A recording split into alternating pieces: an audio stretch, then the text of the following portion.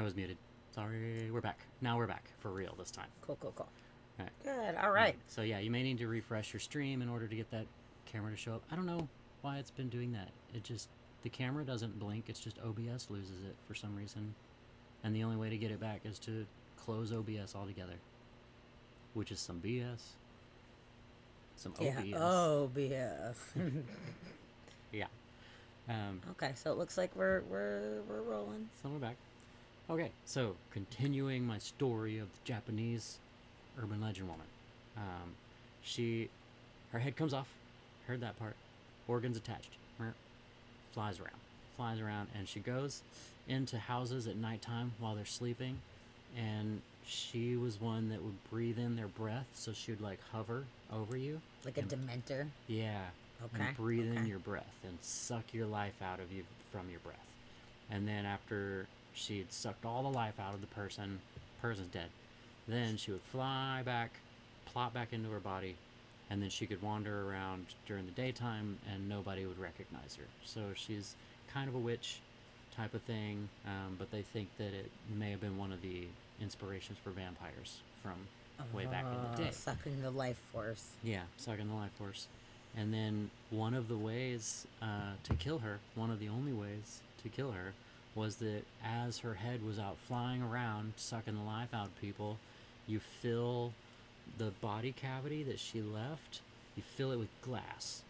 That way, whenever she comes back to her body, she can't get back in, because if she's not in her body by daytime, another vampire similarity there, right? Then she cannot live. She dies if she's not back in her body. Interesting. And apparently, Okay. this type of story it's actually happened a few times through folklore. I guess there's a few different iterations of it. One of them we'll talk about. But I really like that idea, and it's super old. So as far as like urban legends go, she's one of my favorites. That's a good one. Yeah. That's really. Yeah. And there's a bunch of hags. Creepy. I went down a hag rabbit hole, and there's a bunch. Baba Yaga is a hag. The Hansel and Gretel story, the witch was a hag. But old crones, and like I'm thinking banshees might actually be a type of a hag. But there's a bunch of hags, and it's a whole section. Do of we urban have legends. any videos talking about hags specifically? Not just hags all up. We've got the one, the boo hags that we got. I wonder if we We got that have one. access to just like hags Just like 101. the history of hags. That could be kind of cool. Let's see. Because, yeah, that would be fun. I didn't even think about that, really. But in my notes that I was taking, because I'm thinking about doing an art project involving urban legends, and in my notes I was taking, down at the bottom, I just put a little note that said, hags, what's up with them? So it reminded me to go back and look into them. So, Witches and Hags Crash Course World Mythology. Okay. Mythical creatures. Talks about witches and hags specifically. Okay. We've got a water hag. This is history Mm-hmm. of the hag, just in general. Oh, I like that. Yeah? That sounds good. Okay. Well, let's try it. If it's shitty quality, then we'll just not do it. But I think we could try that since we're just talking about some hags Starting right with now. hags. Maybe Yeah, we didn't even just think give that about a it, go. but we can do that. Yeah. Hi, Callie. Hi, Steve. Hi, Kelly and Steve. Welcome in. We're going to learn about some fucking hags. We're learning about hags.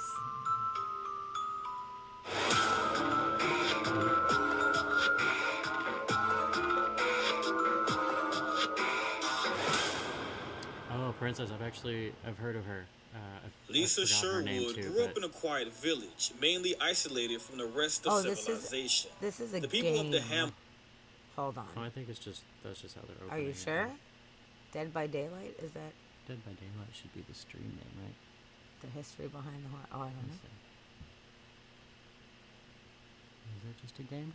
Oh, maybe it is a game. Maybe they're talking about the mythology of the game, Maybe. Okay. No, not which would not be what We we're don't wanna going do a for. We don't game. want a game thing. no games. We're not here to play games. Old hags, fairy tales, ultimate face of evil. Oh, okay, that sounds That could be good. Chid, can we talk more about when Sammy and Chid killed karaoke night? That was the shit of legends. That it was. It was very legendary. I remember it well. Yes. But I'm not a hag, so Not a hag, though. this doesn't count. The jury's still out on whether Chid's a hag or not.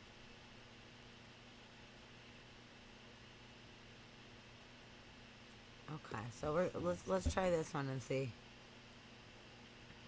if this one is good. Ooh, that's a good tackle. Let's talk about hags, Welcome, baby. traveler. Fairy tales have a wide variety of stock characters. These are the fictional types of individuals that audiences tend to recognize easily due to their recurring appearance and, of course, their stereotypical attributes. Samples of these range from lead characters such as the romantic Prince Charming, the Chosen One, and the Damsel in Distress, to villainous creatures in the shape of ogres, ugly sisters, and who could forget the archetypal hag. We've all seen her, sewn in myths and legends all We've all over seen the her. world. She is the repulsive old woman lurking in the woods, believed to practice witchcraft, or, at times, even the work of the devil himself. Perhaps the quintessential antagonist in folk stories, the hag has for years saved authors the time and effort needed to get their narrative going. Emanating from primitive beliefs in gods and goddesses, how exactly did the hag transform into the worn-out literary foe, as well as Dungeons and Dragons' wicked witch of the Feywild, known today? Let's find out. Let's find out.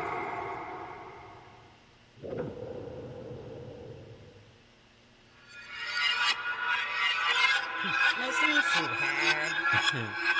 Hello, hag. Hagatha. The story of Hansel and Gretel features a cannibalistic old witch who lures children into her house made of pastries. Several versions of the classic tale call her the gingerbread hag. She is one of the most recognizable hags in folklore. Over time, we've seen her set off countless different renderings in films, animated shows, and books. But the idea of wizened witches did not start with the gingerbread hag. In fact, the term hag had already appeared in Middle English in the form of haggai, meaning demon or old woman. A word that was probably a shortening of Old English hagates or hegtes, meaning witch, from Dutch hex, an unpleasant woman with a violent temper and a sharp tongue. According to the lore, hags are old, ugly, and malicious witches, said to be aligned with the devil or the dead. Their disgusting features would include long, crooked noses, warts, and rotten teeth. However, you must not fall victim to their outside appearance. Despite looking as if they're not long for this world, hags are largely immortal creatures that are exceptionally intelligent and surprisingly agile for their physique. No wonder they make for standard enemy in cultural tales. Since then, hags persistently materialized in oral tradition and folklore, ultimately paving the way for a brand new take on her name, the era of the old hag. In North American folklore, the old hag is a vicious spirit that comes out at night to torment its victim by riding on their chests and preventing them to breathe. Closely related to the Germanic lore's malicious entity called Mare or Mara, this variety of night hag provided us the ancient explanation for what we call today nightmares. Interestingly, this wasn't the only rendering of hags that survived the years. Baba Yaga of Slavic folklore, the three fates of Greek myth, the Philippines' Badabat, and sometimes even Lilith of the Torah are all considered variations of the traditional hag.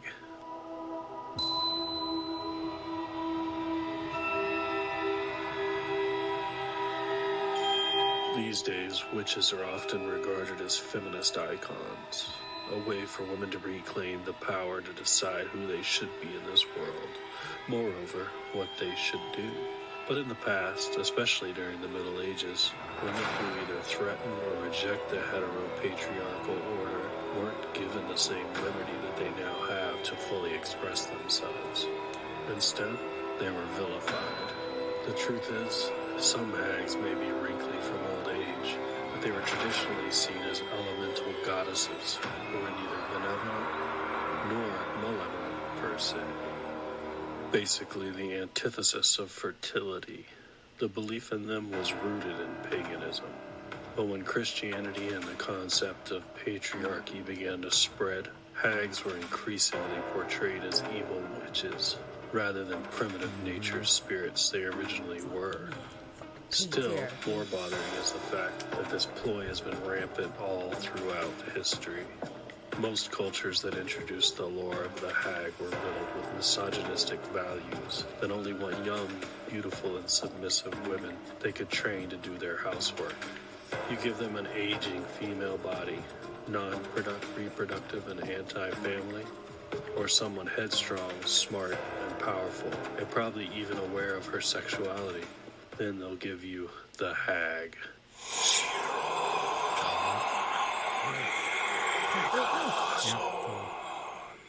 The crone, the ugly old witch. So, to answer your burning question, no, hags, by their intrinsic nature, aren't evil. Older and wiser women aren't horrible. Perhaps what's truly wicked is the need to taint the image of someone else just because they tap the primal fears you are simply not ready to face. And while the idea that old women are scary is presently deep-seated in the horror genre, culture is shifting.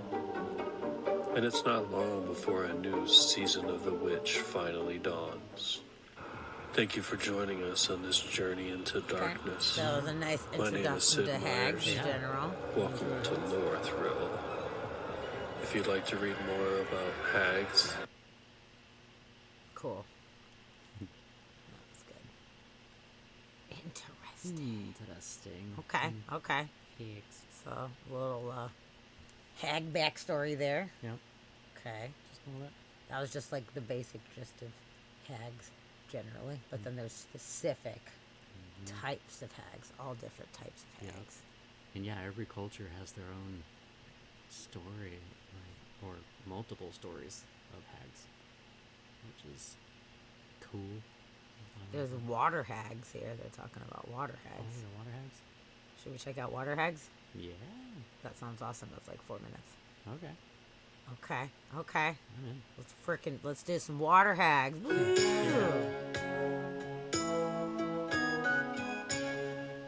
Yeah, good song. Welcome back, my friend. Take a seat. Today, I wish to tell you about the evil and ugly water hag. Generally, a hag is a sinister, evil old woman that is found throughout many folklore tales up and down the country, Yeah, the sea hags. and they very much remain in the collective Sea hag. zeitgeist. Old hag syndrome, for example, has been a term used to describe what is now widely accepted to be sleep paralysis, where many people report waking up to find an elderly, hideous woman rigidly placed on their chest, making it impossible to move. While river hags won't invade your bedroom at ungodly hours of the morning, they will kidnap, maim, torture, drown, and sometimes eat your young. As their name implies, river hags have the distinction of being tied to the particular stretch of water that they inhabit, or close to it at least. They are found where waters run fast and dangerous, and if they do leave the water, they can And only now do so rivers are for no haunted more than a too? day at a time before being pulled back to their aqueous dwelling. Everything's haunted. Children that would teeter to the river's edge are said to be pulled into the waters by their feet by the river hag's spindly, wizened hands. These sinister Yeah. tales of the river hag would be told to children throughout the generations, serving as a frightening deterrent if they were considering straying too close to the dangerous waters. The most infamous river hag is almost certainly Peg Powler. Peg's tangled, long green hair doesn't look too dissimilar to Weed's, a perfect camouflage, no doubt, and her overall menacing appearance is only complemented by her deep, glowing, red, hateful eyes. She is particularly active, or said to be active, in Piercewood, County Durham. Pierce Bridge sits on the River Tees, which is known to be, at times, a wildly Walter, yeah, unpredictable don't go body near of water. Walter. Even the foam which gathers en masse on the top of the water is commonly referred to as Peg's Suds. The naming of these suds is a helpful reminder that Peg is ever on the lookout for potential victims who she could easily drag into the foaming, tyrannical, watery abyss. But Peg isn't the only river hag swimming in the waters of England. Oh no.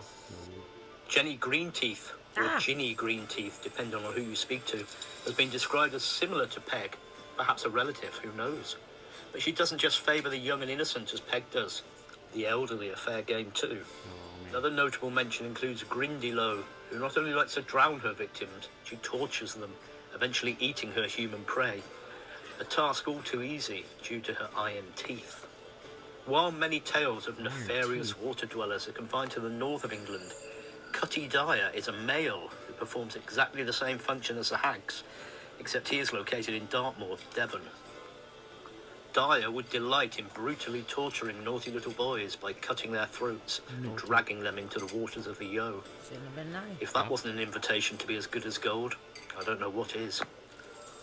Although sometimes the story goes that river hags are almost identical to mottled, bloated corpses, complete with skin slippage for that extra terrifying effect, one thing the stories do tend to agree on is that all these river hags haven't all that much in the way of looks going for them. Many a child has been threatened with the tale of Peg as a Have you been cunning there, way Sid? to keep Did you them see from hags? the dangers of the waters You of said the you've been there Tees. sometimes. Even the bravest of juveniles surely wouldn't risk the yarn being real. Would they? After all, make no mistake, these grim aquaphiles are dangerous. Really dangerous. Don't upset them and they won't come after you. Unless, of course, you're young or elderly, in which case they'll happily drag you by your ankle into the waters in time for a cold, cruel death for absolutely no reason at all.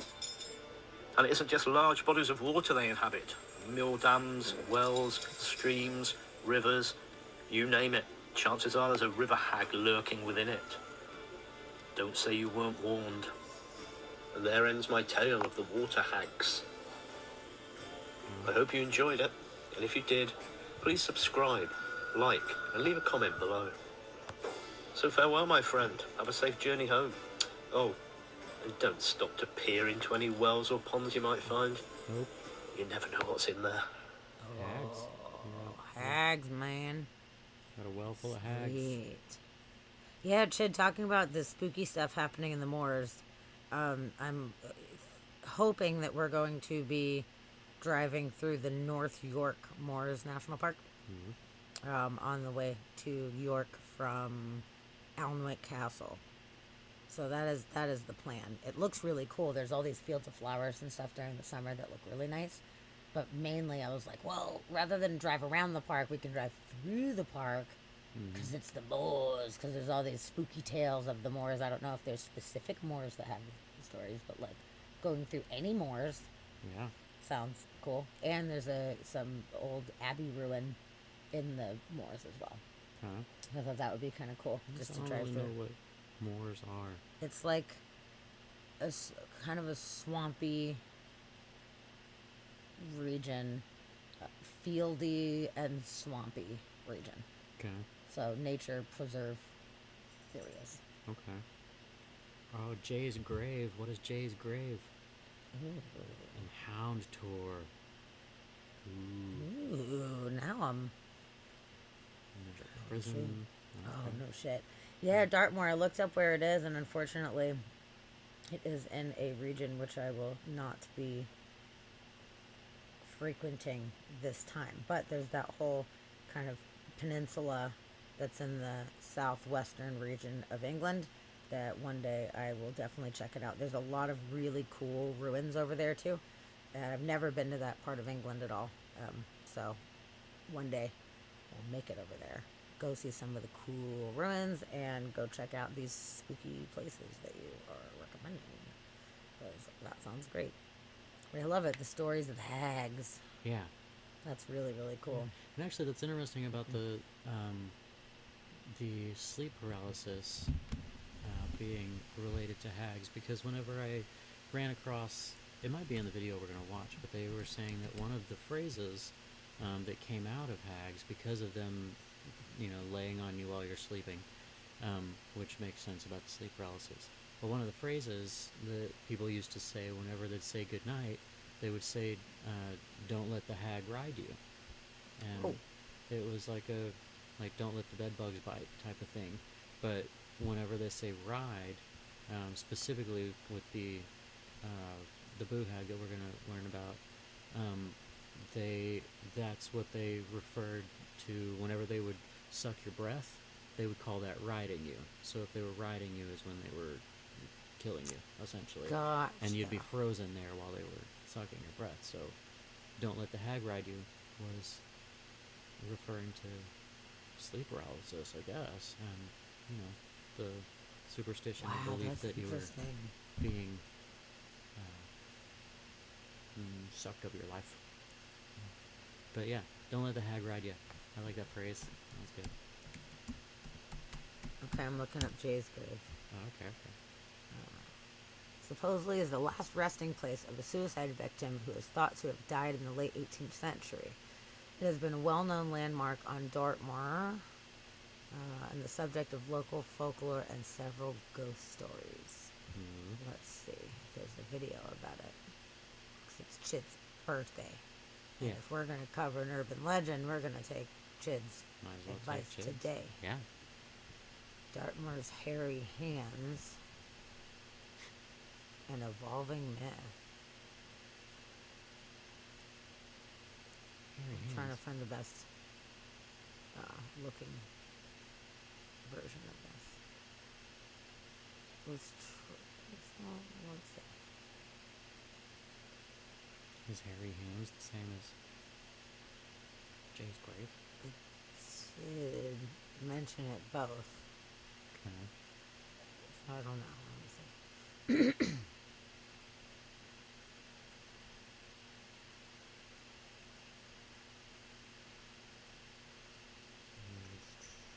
Let's see.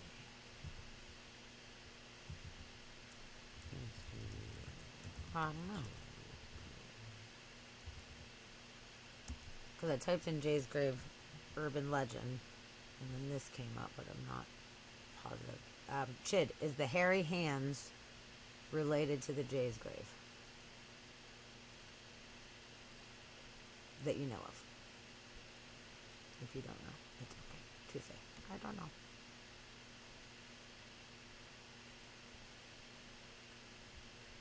Because I'm down. Oh, we'll find shit out. What's that? Kitty Jay. Yeah, I was looking for videos that way we can. There's the haunting. We got So this one, Grave Secrets Episode 1, Jay's Grave. It's like 8 minutes. oh, Sounds interesting.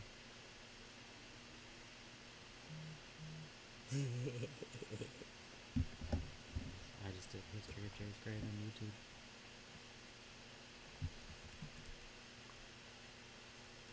Let's see.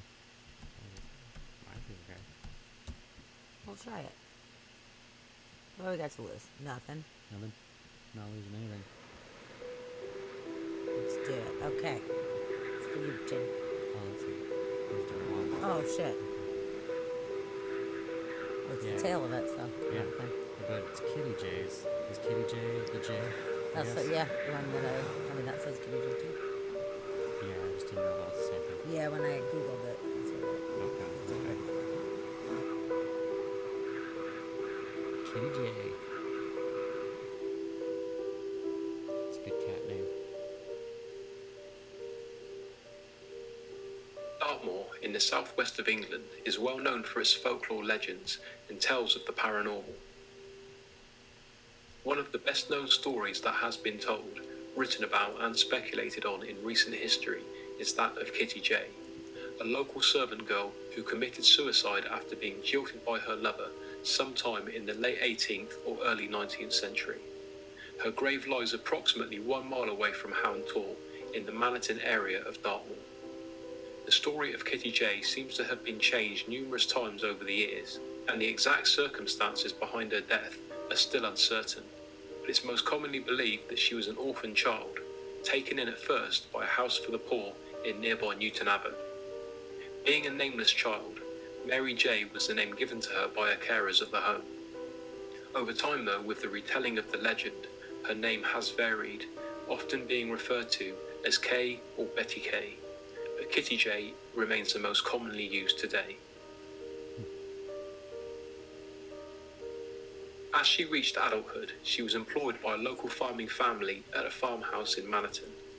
She worked as a servant girl at their home, where she met the landkeeper's son, who, according to legend, she became besotted with, and a secret love affair soon blossomed. Kitty J fell pregnant by the young man, but she misunderstood his intentions, believing his feelings to be as genuine as her own. But she was wrong. Ousted by the shamed family and heartbroken by the young man's denial that he fathered her unborn child, Kitty took her own life by hanging herself in a barn in nearby Canna. It's thought that her body was taken to this very resting place in Manhattan, which was a crossroads at the time, a traditional style burial for people who took their own lives. Suicide was considered a crime back then, so people who died at their own hand were denied a traditional churchyard burial as method of punishment. The story of how the current gravesite came to be is relied on by the North Devon Journal's 1851 report that a local workman who was removing soil from the area to widen a road came across the remains, which were determined at the time as being that of a young woman. The bones were collected, placed in a box and reburied in the same spot, with an unmarked granite headstone being its only marker. At the time of her exhumation and reburial in 1851, no one in the area could recall the time of the original burial, but it was concluded that the remains were between 60 and 90 years old, estimating very roughly that she died somewhere between 1761 and 1791. However, there are versions of the story that say Kitty J was born in 1790, so the suggested dates are extremely vague. For years, this was the only time frame given until an author by the name of Lois Deacon retold the story in the 1973 book An Angel from Your Door. In it, the year of her death was given as 1806, but as the book was based on both fact and fiction, with no reference to the sources of information, its accuracy is in doubt. In recent years, this story has taken a more paranormal turn. It is said that when you visit Kitty J's grave, there will always be fresh flowers placed on it. Initially, the person thought to be responsible for placing the flowers on her grave was an eccentric Dartmoor author by the name of Beatrice Chase, real name Olive Catherine Parr. But when she died in 1955, the mysterious custom continued, which led people to believe that they were placed there by a ghost or spirit, with some people claiming that they'd seen a dark ghostly figure looming over the grave. Other versions of the story lend themselves to fairy tale folklore, with pixies being cited as the bringer of flowers. During the 21st century, however, people have claimed to have seen the grave with fake flowers or no flowers at all, so maybe the legend has run its course. Whichever version of events you choose to believe, Kitty J has grown into an unlikely heroine of Dartmoor, and she still attracts the attention of tourists, who often leave coins or other small items at the unmarked headstone that has become a shrine to her.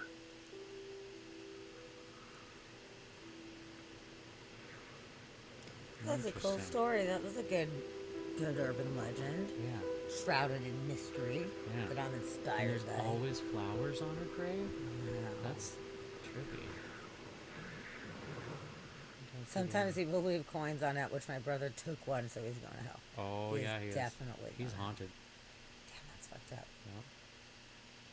Interesting. Oh, there's a beast of Dartmoor. Well, I've heard of the Beast of Dartmoor. There's a lot of beast tales as well. Yeah, myth, legends, and ghosts of Dartmoor too. Wow, interesting. Yeah, there's a lot of beasts. Which, kind of one thing I got to thinking about is I wonder with the roots of all of these stories, like you got beasts, you got hags, like with these like like genres of urban legends, I wonder how many of those categories there actually are. If you boil them all down and put them all down into like their categories, like like I would assume werewolves and chupacabra and like all those fall under like beasts, and if you go all the way back to like the root of where these stories came from, there's probably only a handful of like types of like these monsters essentially that everything is coming from. It'd be interesting to figure out Yeah. like what those We would need be. a flow chart or like an infographic or Yeah. something. Actually, you're the infographic guy. Maybe we have you make an infographic. Oh yeah, I'm gonna have to do a lot of About research that. into urban legends That'd be pretty fucking cool. and all the Japanese yokai and everything, which most of those end up being ghosts and stuff like that. And they just have a monster for everything. There's like a monster of the trees and there's a monster of the rocks and like everything has a monster in Japan. Yeah, that's Oh. pretty funny. But yeah, it got me thinking. I wonder what the root of all these creatures would be, and like, how far back they really go. Because I mean, a lot of them have to go back into, dawn of humanity. I'm sure.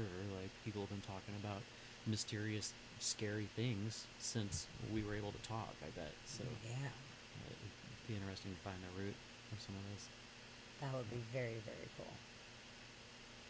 Oh, that's awesome, Chid. Oh, Do you that's take her really coins to nice. replace the one that your brother took? God, your Be like, fucking brother, "Sorry, you don't dude." steal things from people's graves. No, that's how you get haunted. That That is not is- good. that's how you What get a haunted. dick. Yeah, haunted or No, cursed. that's very cool. No, I mean you've spent a lot of time in England, so we will take. It's your birthday. Take requests It's today from Chid. It's your Chid gets birthday. fucking urban legend requests Yeah. from anywhere. If you've heard of any other super fun tales in some of the places that you've been, even if there's any local ones from where you live around, Ooh, Canadian we'll urban do legend. it. Yeah, I Yeah. mean, shit, we love you, Yeah. and it's your fucking birthday, so Mm-hmm. we're open. I'm open to it. That's great. You did give it back. Oh, Okay, good. okay. Good. Good. So at least you're in her good graces, anyways.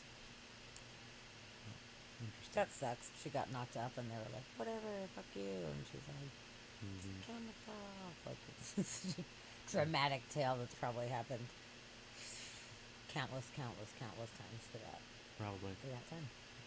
Yeah. Fucking bummer. There's the story of the weeping woman from Mexico, and she came about because she killed her children in a fit of rage because she found out that her husband was cheating on her, and she decided in her madness the best way to get back at him was to drown her children in Ouch. in That's not good. the lake or the river, depending on what story. And she Fucking drowned them and was like, "Rah, fuck you, dad." Or dad. Husband. Not dad. And drowned the kids and then immediately regretted what she did and went searching for them and went trying to find them. And depending on the story that you hear, it's either she went in to try to find them and couldn't find them, so she drowned herself, or she went looking for them and just searched for them until she starved to death along the river's edge. And now she haunts the river or the lake or whatever body of water it is. Should be a water hag, I guess. And haunts it and goes back and forth, and she will take little children in searching for her own, and she'll take kids and bring them into the water with her Oof. while she's looking for her own, and then whenever she finds out that they're not hers, she goes looking for her next victim. That's So a she's fucking like, rude ass hag. yep. But she's the weeping woman, and I guess Weeping. people hear her crying, and they'll find like a crying woman at water's edge, and they go to figure out what's going on, and And she'll it's- take them and drown them, and they're not her kids, so she has to keep going, and she's just crying forever. Kind of creepy. Weeping woman. That's fucked up. Okay. Yeah. Shit. A lot of interesting tales here. There's a lot of interesting tales. By And the a way, I lot just with noticed the that water. your computer is not plugged in. You might want to plug that in. Oh yeah, probably. Just be Cool. looking out. It must have come undone. Good call. Yep. Always looking out for that. Interesting. Okay. I'm liking this hag tale here. Yeah. Yeah, we should do the boo hags. This is the boo hags. Do the Yeah, that was one of the fucking first ones I found that I hag. thought was super interesting. And just like, oh, It is. boo hag. Boo hags.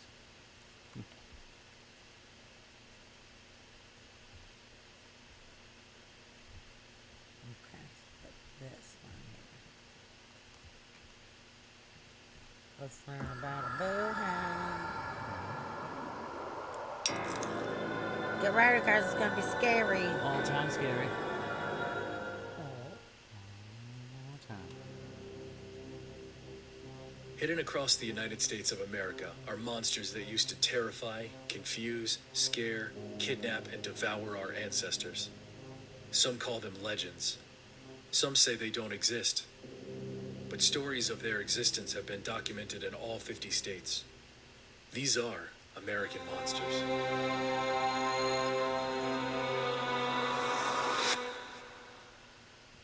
Have you ever experienced sleep paralysis before? Yes. Apparently, it's very common in the United States. If not, Only consider the United yourself States, pretty though. lucky. It's a dreadful and terrifying experience. It happens when you least expect it. You fall asleep, but your mind is still awake. Sometimes your eyes will even still be open. In this weird state, you're temporarily unable to move or speak. Sometimes you'll feel a weight on your chest. You might even feel a sensation similar to being choked. Sometimes you'll hear breathing or words that you can barely make out. But the scariest aspect of sleep paralysis is when you see people or creatures. Sometimes just out of your visual range. Sometimes right in front of you. Sometimes they look right at you and stare right into your eyes Not good. while you try as hard as you can to scream or move or run away. Sleep paralysis is filled with intense terror and dread. But once it's over, the fear tends to alleviate. You will more than likely wake up physically tired and emotionally drained. But worry not, If the you medical wake up. community has answers. They blame this on stress, sleep deprivation, jet lag, and even potentially panic disorders.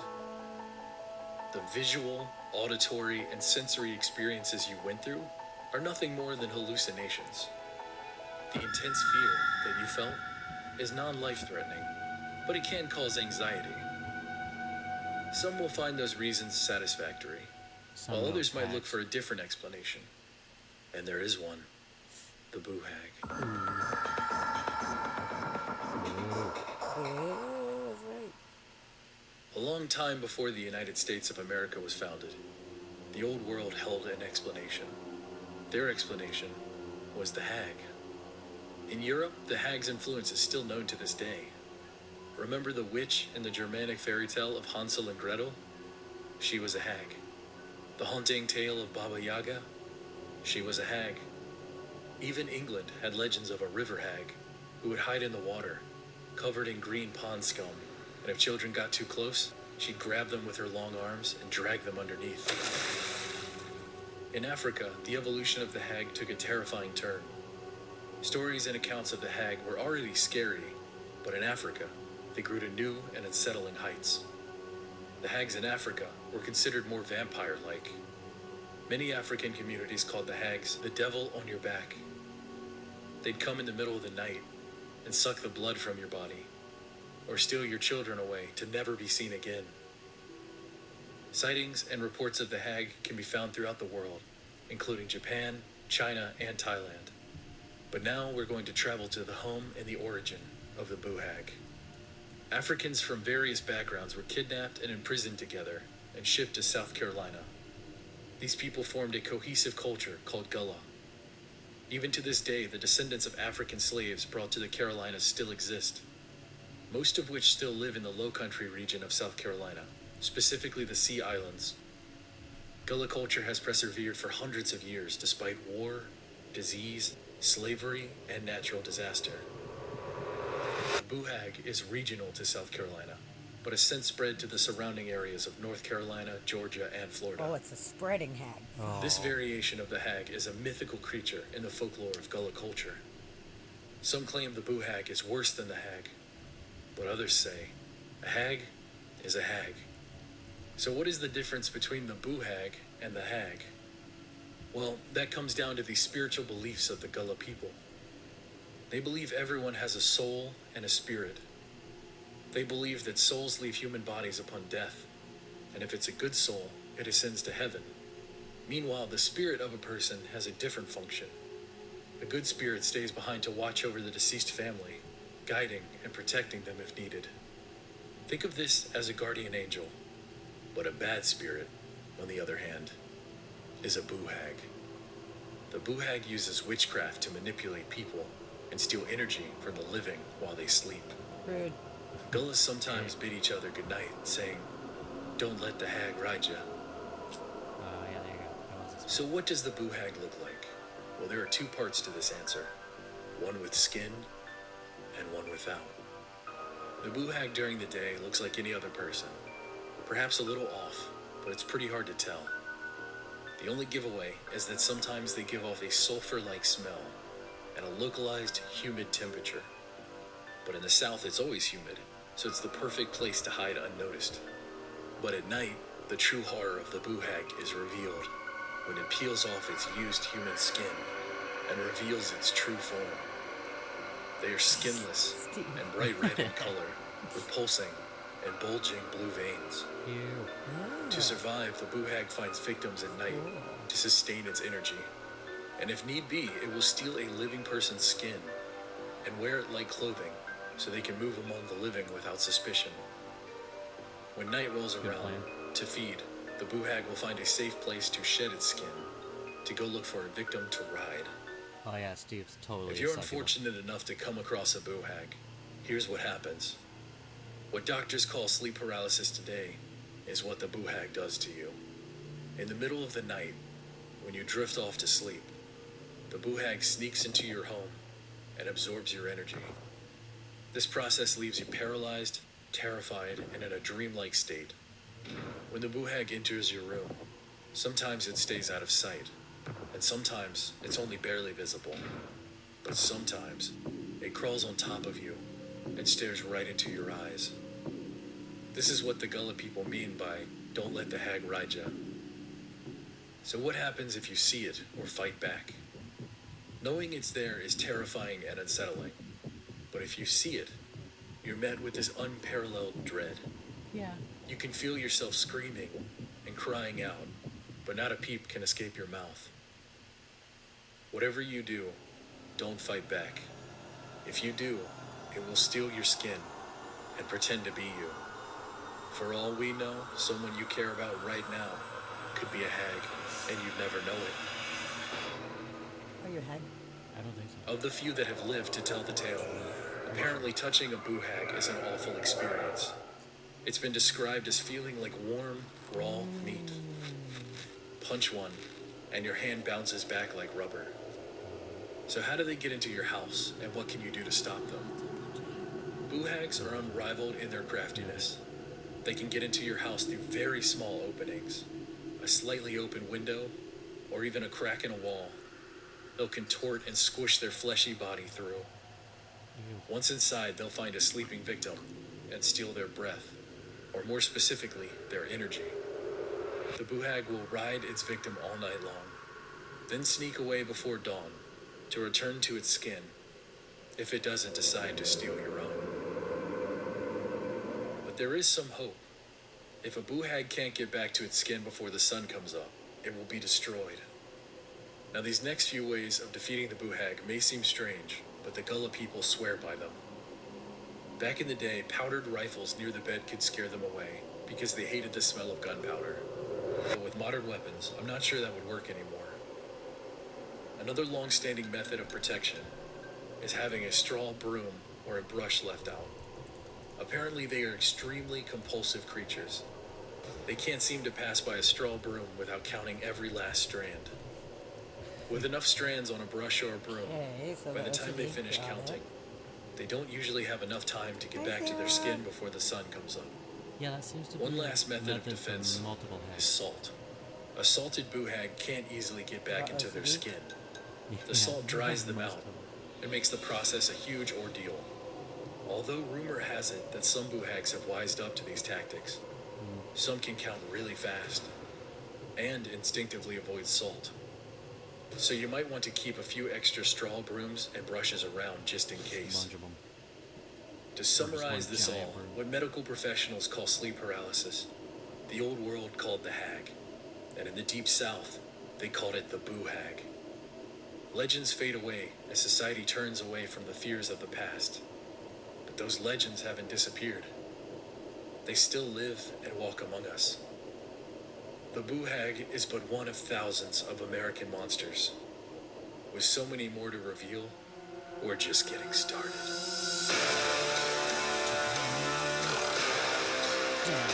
That was good. Okay. That's pretty good. That's a creepy monster. Yeah, Shit. pretty creepy monster. I like that they call it an American monster, but it's from Africa. Look, I did read that it Well, was it is, yeah. when I Well, first there's found it. more, It isn't was African American,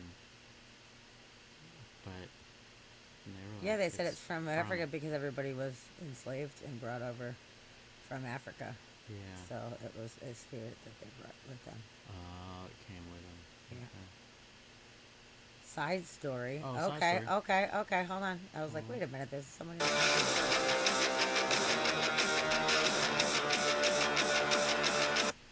Music is a lot right now. That was a song, yeah. Okay, side story. I'm into it. Yeah. I remember seeing police tape guarding a staircase. And these stairs, where did they go? Hack to a hack, maybe. Someplace dark. And how did that make you feel? Excited, but nervous, scared even. Well, let's go down these stairs.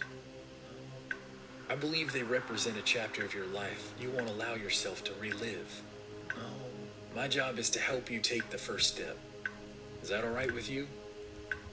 I don't want to. Right. Something like this understandably takes time. But you have to realize you can't be hurt anymore. The past is just that. The past. I don't think we're talking about hags anymore. Whatever happened has already happened. These feelings are residual. Old pains from an old wound. I feel it staring at me. I mean, I gotta say, I appreciate the fact you're saying, hey, shit that's happened to you, your traumas are no longer relevant, but it's not relevant to the story. that you Yeah, just I don't told. know Okay. why that would be. Okay, well, maybe it's just Damn. trying to be helpful to people watching shit about hags and like, hey, maybe you're a little fucked up, but it's okay. I know this story fucked you up. It's fine. Yeah. Interesting. Well, we gotta tell Sarah that it's Chid's birthday. Oh yeah. I'll That's put it in true. the chat because she probably can't listen.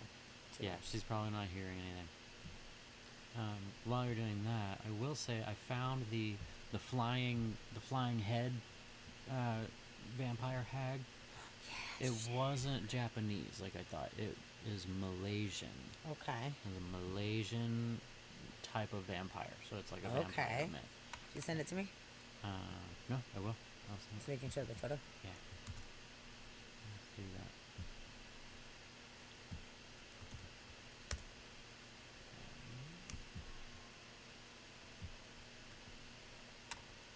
Okay. It's, So we show you the imagery. Well, that's the. it's called the Penanggalan. Penanggalan? Penanggalan. Penanggalan. It's a dreadful vampire from Malaysia, different from other Malaysian vampires, which I guess there's many. As this one is nothing more than a floating head and neck and has intestines dangling beneath it. Shit. Yeah. That's a fucking terrifying Yeah. thing. Looks like Helena Bonham in this fucking picture, Yeah. though. I'll tell you Yeah, that much. as like Medusa almost. Yeah. So it says this bodiless vampire is female and always female. And like so many vampire myths from around the world, this female became a vampire because she died during childbirth. Which, that happens a lot, so must be a lot of them rolling around. Wow. Although depending on the area, the myth is a bit different. Some say that the head was controlled by a hostile spirit or created by an evil sorcerer. Others said that a woman became a Penanggalan by being surprised by a man during religious penance. Surprised by a Just man? being surprised. Okay. Surprise! Damn it! Oh, I'm a Penanggalan. Fuck. Okay. Okay. She was so surprised that her reaction was ripping off her own head and pulling out her intestines. Yep. Yep, that's That is a very extreme reaction. very extreme. That's why you're not supposed to sneak up on people. They may rip their head off. You sneak up on me all the time one day. I don't mean to. I don't mean to do it. Whatever. Don't tear your head off. Shit. I'm going to tear my head off and I'm flap gonna- around the house with the intestines rubbing on everything. The cats are going to start batting at him and shit like that. It's going to be flying around. It's going to be good. It's not Good gonna times. be good. You, me, and Tavia are all gonna be standing in the kitchen one day, and I'm gonna say something, and you're both gonna be scared because you didn't know I was there, and you're gonna rip your heads off and fly around. Cats are gonna be I chasing mean, you. you're like a goddamn ninja. Don't make any noise. I'm not a ninja. Yeah, you pretty much are. I don't weigh enough to make a noise. Not my fault.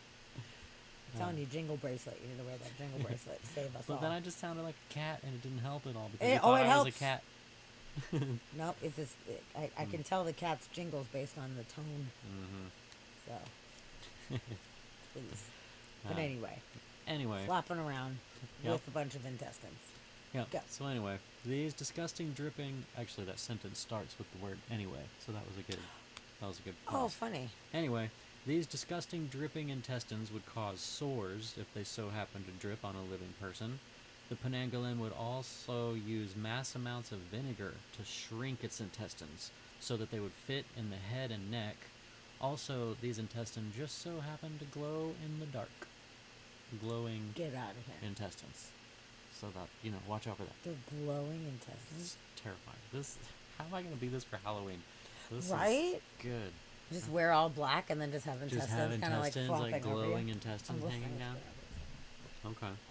It says the Penanggalan feeds on children or on babies that are still in the womb. Sometimes it likes to torment a child by crying out, Mangalai, whenever it is born. I don't know what that means. that's in a Malaysian language, I guess. But whatever that is. The horrible beast drinks so much blood from a child that it reduces it to little more than an empty shell. In some versions of the myth, this vampire did in fact have a body, but left it to feed. Once it finished feeding, the head would then return to the body to reattach itself. Because of this vampire and its love for children, women in childbirth decorated their home with special leaves, thistles, and sharp thorns from the Jeruju. Yep. The thorns would entangle the Penanggalan's intestines, holding her until sunrise when she is the most vulnerable. If left in sunlight for too long, it would shrivel up to nothing and, of course, die. It can also be killed by destroying the heart inside its abandoned body. This may sound simple enough, but this monster is highly dangerous, especially when captured. The Penanggalan is incredibly vicious and will attack anyone who attempts to hinder it.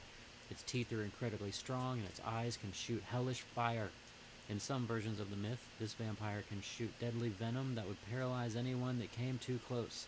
Ew, shoots it's like a fire and spit. venom? It's like a fire venom spitting vampire. Headless fire spitting vampire with glowing intestines. This monster is terrifying. That's like a I don't know if you scary, guys have scary realized this or not. That's a scary monster, right? It said in yet another version of the Penanggalan, it had a deadly cry that could stun a person. Once stunned, the vampire would then feed on the person before flying off. So what have we learned so far?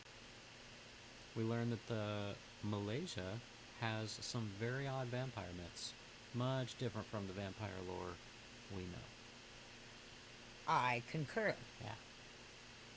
Yeah, this might have to be my Halloween costume this year. Dude, that's good. We should I've all had- be hags. Oh man, a hag thing? Yeah, We that'd be should good. do like a hag theme. Hag I think theme. I would be the like swamp hag. Oh, swamp hag. I would be think I'd be a good. swamp hag. That'd be good. I could totally see myself doing that and look all fucking nasty. That'd be really fun. Yeah, that'd be good. I could use my Reaper cloak and add a bunch of sea plants to it and everything and whatever. Some kind of mossy type of shit. Kind of like old Greg. Oh yeah. Oh Greg. It's old Greg. I gotta drink Bailey's from a shoe all night. Oh man. Hi, DG. Oh hi DG. Hi. I'd rather get eaten by Scuzzlebutt. At least he has a Patrick Patrick Duffy leg. Yes. Yeah, that's true. Fact. Yeah. That's a fact. Hi, I'm glad you're here. Princess being surprised, like that's the story of my life. But I've never ripped my intestines out. This is good. Don't ever do that. Waybug says I think I dated her once.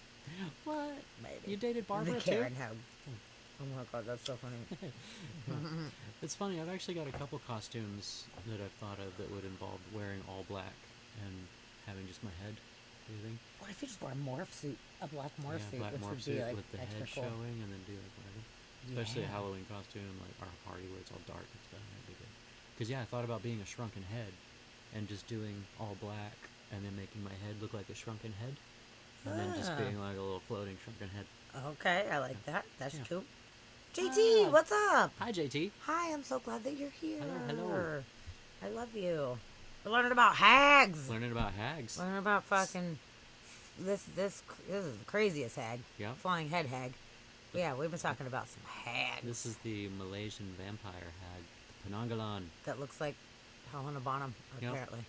Which is a floating severed head with intestines flapping about Yep, they just hang out. that goes in They is glow a in the dark. succubus and they glow in the dark. Yep. It's pretty amazing. May or may not spit venom. May And or fire. may not shoot fire. Yep. That's a good one. May or may not have a scream that stuns its victims. So it's just called like the flying head. Obviously in Malaysian it's a different language, but like is it translated to the flying head hag? What is the hag called? We need to know. what This it's is- I mean, specific. this one in name this is. story, it's a vampire. It's a vampire myth. So that's why this Right, was right, saying right. that it came like Okay. from way back and inspired the vampire stories. Oh, okay. All right. So Mm-hmm. the pangolin is its official name, but it doesn't necessarily translate. Yeah, It's not- Penanggalan. Penanggalan. Penanggalan. Right. Okay. Cool. Dude, that's a really cool. That's a really Legend. cool story, right? I I know. I like ran that. across that one a while back, like probably a year or two ago, and was like, "That's awesome." Really liked that story.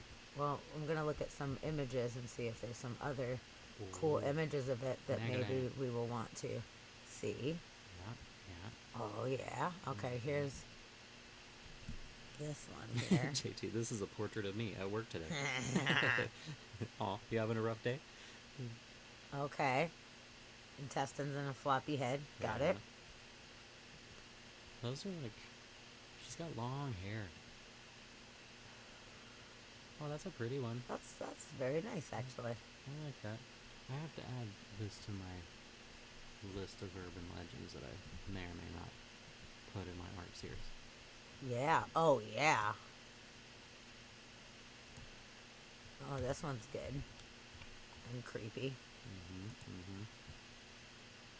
Oh, somebody made a kawaii version of it, which is not having the same effect. Oh, this one's really cool.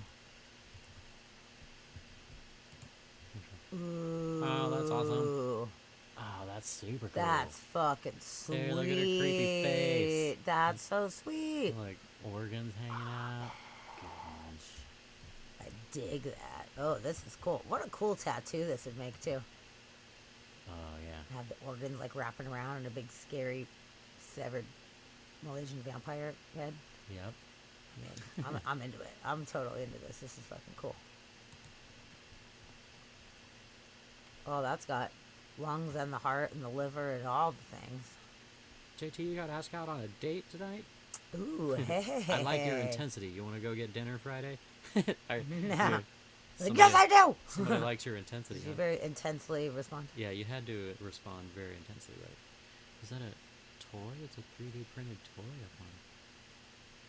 Oh, Cool. shit. What? That's awesome. Only $5. What? $5. Oh, it's for the template. God damn it. Well, good thing we have friends that have 3D Yeah, printers. we got friends with 3D printers. Hey, Corey and Cody, we need dear Corey, we need some print me creepy a monsters. Penanggalan. Life size. Yeah, what a cool story. I like this one. Oh, That's a okay, good Chid. story. Tell your son we said hello. Chid, we love you. Happy birthday. Can everybody please say happy birthday Yeah. to Chid, Everybody our most fantastic mod. Happy birthday. Say hi to your son. And lurk if you want, but don't feel like you have to. You just live your life. Live your best life, whatever that means. We Yeah. love you. Mucho grande. Your birthday. Ooh, this one's creepy too. Yeah, happy birthday, Chid. Ew. Cool. Ooh, that's real good. I know. There's some great I imagery. may have to be doing one of these. please. Mm-hmm. I trying I to insist. Trying to figure out what medium I want to use for this series I want to do. I could go so many different ways with it. I'm inspired on the topic, but I haven't gotten inspired on the how it comes together You know, yet. could be kind of cool though to use various different mediums for each thing. Have it be a series, so it's not all pencil drawings or whatever. Like Yeah. if you had, I mean, you could get a board and sculpt that out or whatever, and have it mounted or something like that. But for some of the other ones, you might want to draw it or whatever. Yeah, Like, yeah. Who knows? So, okay, cool. Shid says, "I'll be back with the sunglasses. I got you. Okay. I'm picking up what I'll you're be putting back. down there." Just don't be a shiner buck. That's a good one. That's a good drawing. Okay. That's a good one. I'm liking it. Yeah, these are cool. Yeah. Good one. Because if you did like flappy organs that like hung down Mm-hmm. from it, if you like did a head mount or something like that, and did some like flappy, hangy organs or something like that, like it could be pretty fucking cool. Oh, I want a plushie of one with the little organs hanging. Yes. That'd Yes. be good. Yes. Mixed media, daddy. You just need to With figure the- out how to sew. You can sew it. That's true. I mean, you can sew. I You just can- don't know how I to use can the sew. sewing machine, but you Yeah. could. You can sew them. I need to be able to use a sewing machine. If I could use a sewing machine, I got all kinds of things I'd be making. But sewing machines just never seem to work. Ever. I know it's confusing. You need an adult. Yeah. So yeah, cool. That was good. Super That was cool. that was a good one. Okay, Good night. we're going through some cool urban legends here. I like it. Yeah. So now, okay, we've covered. Let's see, where do we go from there? Oh man, there's so many. We could do the creepiest myths from every state. We would go down all the different states, Do a few different ones. and if we find one that's like super awesome, we could pause and just look it up because it's every state. Yeah. So it's going to be interesting myths all across the U.S. From all of them, yeah. So we can do before that. it goes to the next one, if it's something specifically that we want to check out, Yeah, yeah. we could do it. I like Kind of that. like that idea. We'll be inspired by a bunch of things. Yeah. Are you guys ready You guys for ready for myths across America? Myth- And then do it. God, there's so many of these stories. So I'm learning, and we could do so many different episodes on these. Which maybe we will. Maybe Maybe this we will will. just be the first. Yeah, because we could do every country, or we could do like the hags in the water, like the water hags. We could do water urban legends because there's a lot of water monsters, and there's all kinds of things. that we could think of. There's a lot. There's a lot of And things. regional. Yeah. Well. Regional. You'd hit Japan, and we could do like fucking 100 episodes on Japan alone. You're probably right. Yeah. Yeah, and the UK. I'm going to be out in the UK soon, so maybe I'll be looking up some urban legends, and then when we go out there, I can tell the tales Oh, on that'd my be good. tour about the urban Oh, legends that's a good of the thing to area. put into a tour. It is. Totally. It is. Yep. Huh? Yep. I could do a whole. We could do a whole urban legend tour where we just Oh, that'd be take super people fun. on a whole tour. Yeah. That'd be great. Yeah. And do it regionally. Uh-huh. I'm into it. Oh, I'm definitely in for an I urban am legend into tour. it. That's Yep. fun. But in the UK especially, there's a lot Mm-hmm. out there. So Yeah. I just have to look in the regions in which I will be at. It's true. Actually, the one there is the one video that's specifically the guy from UK. The Spring-Heeled Jack that we talked about. Oh, That's okay. Specifically UK. Oh, I'm gonna have to. All we right. could go into him afterwards. Should we go into them right now, or should we go into this? I guess we may as well, right? May as well. Yeah. Let's fucking do it. Speaking of England, Okay. Let's talk that's about. it. I know nothing about this guy, so Yeah. I'm excited to learn about the Spring-Heeled Jack. I just recently learned about him. And you were saying this was the first modern urban legend. Yeah, from what I read along my meanderings, he was one of the first modern like urban legends. Whereas like all the rest of the stories, like they go back into folklore and they're all super old. But I guess as far as like our idea of what an urban legend is, Spring-Heeled Jack was one of, if not the first, like modern time urban legend. Okay. Well, let's give it a go. Let's learn about this fucking dude. Yeah. I'm into it. 19th century London. Its gas street lamps, thick fog, pollution, and claustrophobic streets inspired histories and legends.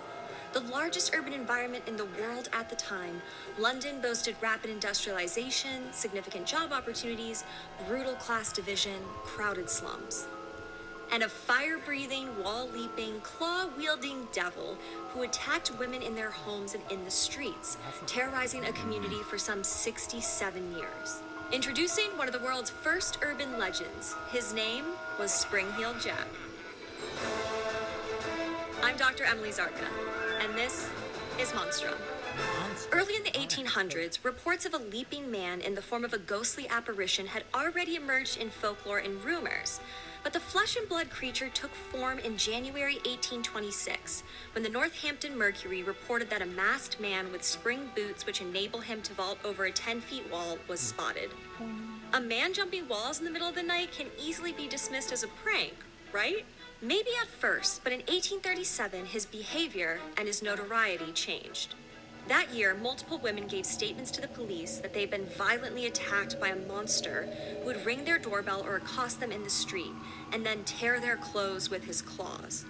Since the victims were working-class women, early reports weren't taken as seriously at first. That is until in January 1838, the Lord Mayor of the City of London, Sir John Cowan, read a letter to the press outside his mansion. The anonymous author claimed they wanted to bring reports of a supernatural attacker to the attention of the authorities. He believed the letter's author to be a woman who had become senseless as a result of the strange attacker, and mockingly implored her to write a description of the demon that would enable him to catch him. Now that the mysterious Jack had been discussed by the mayor, a male authority figure of the upper class, the real attention began. A few days later, headlines blamed Spring Jack for the attacks. The West Kent Guardian finally gave the unknown perpetrator a title that stuck: Spring-Heeled Jack. With the papers giving more pages to the figure, rumors and stories of his attacks spread wildly, and Londoners jumped at shadows, convinced Spring-Heeled Jack was coming for them next. Children and adults alike told stories about him. Then in February 20th, 1838, Miss Jane Alsop, the 18-year-old daughter of a gentleman, heard a ringing at her gate and there discovered a man claiming to be a policeman. He announced that they had captured Spring-Heeled Jack and she needed to bring the officer a candle. As Jane did so, the man threw off his cloak and, applying the lighted candle to his breast, presented a most hideous and frightful appearance and vomited forth a quantity of blue and white flame from his mouth, and his eyes resembled red balls of fire. He placed her head under one of his arms and commenced tearing her gown with his claws, which she believed to be made of something metallic. With great violence, he tore at her neck and arms and even removed a quantity of hair from her head. One of her sisters heard her screaming and saw the figure dragging Jane down the stone steps of the house.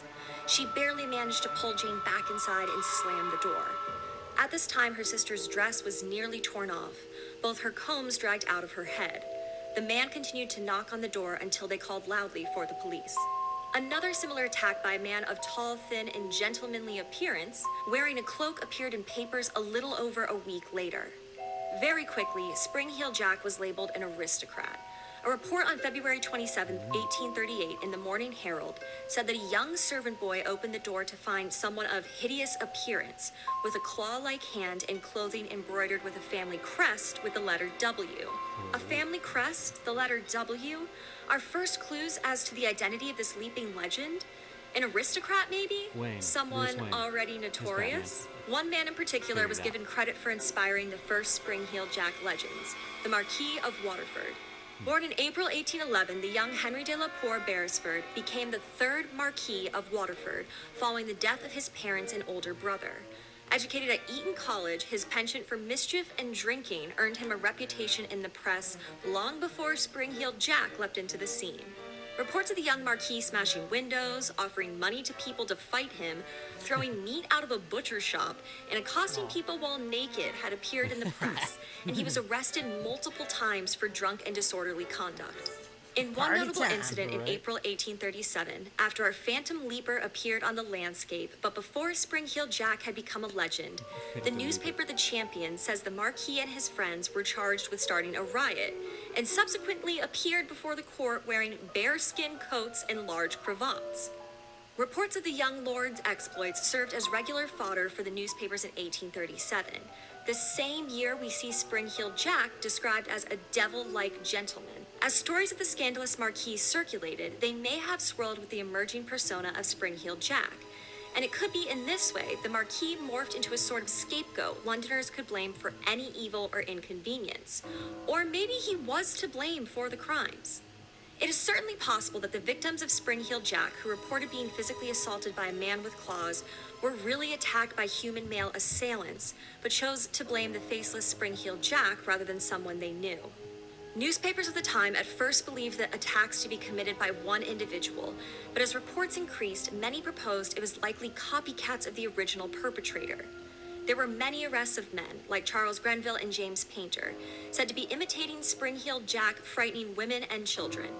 Things turned murderous in 1845, when Maria Davis was attacked in daylight. It was reported that Spring-Heeled Jack spit blue and white flame into her face, then threw her over a bridge into an open sewer where she drowned.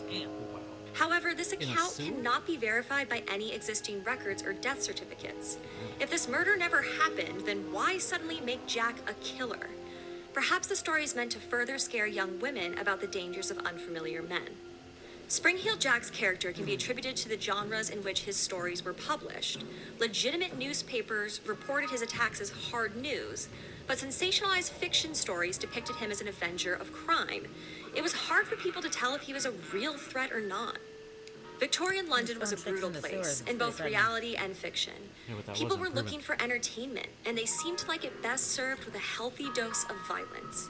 A play based on Spring-Heeled Jack called Spring-Heeled Jack premiered on February 26, 1838. Billed as a melodrama, the creature was brought to the stage at the Royal Pavilion Theatre, which catered to the working class. In 1863, a 40-part Penny Dreadful, a type of pulp fiction story meant to titillate and shock a generally working-class audience, cast Jack as a hero avenging women who suffered injustice and oppression.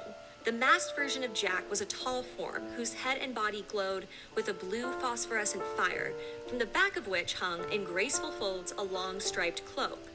Multiple times throughout the series, the removal of Jack's mask revealed his identity to the characters in the story who recognize him, but the name is always cut off mid-word as the Mark, likely a reference to the Marquis, quite possibly the then-deceased Beresford. Newspapers claim Spring-Heeled Jack is a terrifying boogeyman who scares people to death or even outright murders them. But in the Penny Dreadful series, he's a prankster that functions as a type of Robin Hood-type figure for the disenfranchised. In one example, he terrifies a girl with his strange and horrible face with fang-like teeth and vomits smoke in her face, causing her to faint. Only after doing this, he writes her a note saying that he tried to save her father from being murdered earlier in the evening and promises to avenge his death. Then he scratches a double cross on her left shoulder, which is a confusing sequence of events, but hey, Penny Dreadfuls were weird. Sorry, my Spring-Heeled breath Jack knocked you reached out. such a level of notoriety that he became the first Victorian urban legend. Everyone either claimed to have encountered him or claimed they knew someone who had.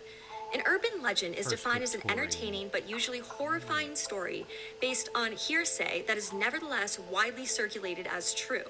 But in reality, the majority of Spring-Heeled Jack's attacks were likely false. But that's what an urban legend is all about. It's about the friend of a friend or my cousin's roommate's boyfriend who had something bad happen to them.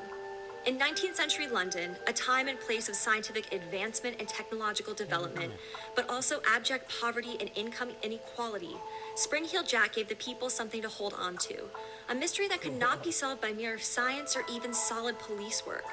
His custom footwear constituted a technological marvel, yet the paranormal components to his story nodded to age-old superstitions. Unlike other monsters of the time, Spring-Heeled Jack was homegrown, prowling the streets where they lived, not off in some foreign country or remote location. He was local, marvelous, fear-inducing, inspiring. Spring-Heeled Jack manifested the fears of the development of urban spaces and the upheaval of social classes and lifestyle changes city life afforded. Some scholars argue that Victorian England's seemingly insatiable desire for performative violence was rooted in the need to keep people from acting on their real needs for violence. Figures like Spring-Heeled Jack may have served as an emotional catharsis. Perhaps this is also why so many of the monstrous creatures in this century appear human or are human. Frankenstein's creature, vampires, Sweeney Todd, mummies, Mr. Hyde, Dorian Gray, the list goes on. And of course, there was the very real monster whose brutal crimes quickly came to overshadow Spring-Heeled Jack, Jack the Ripper.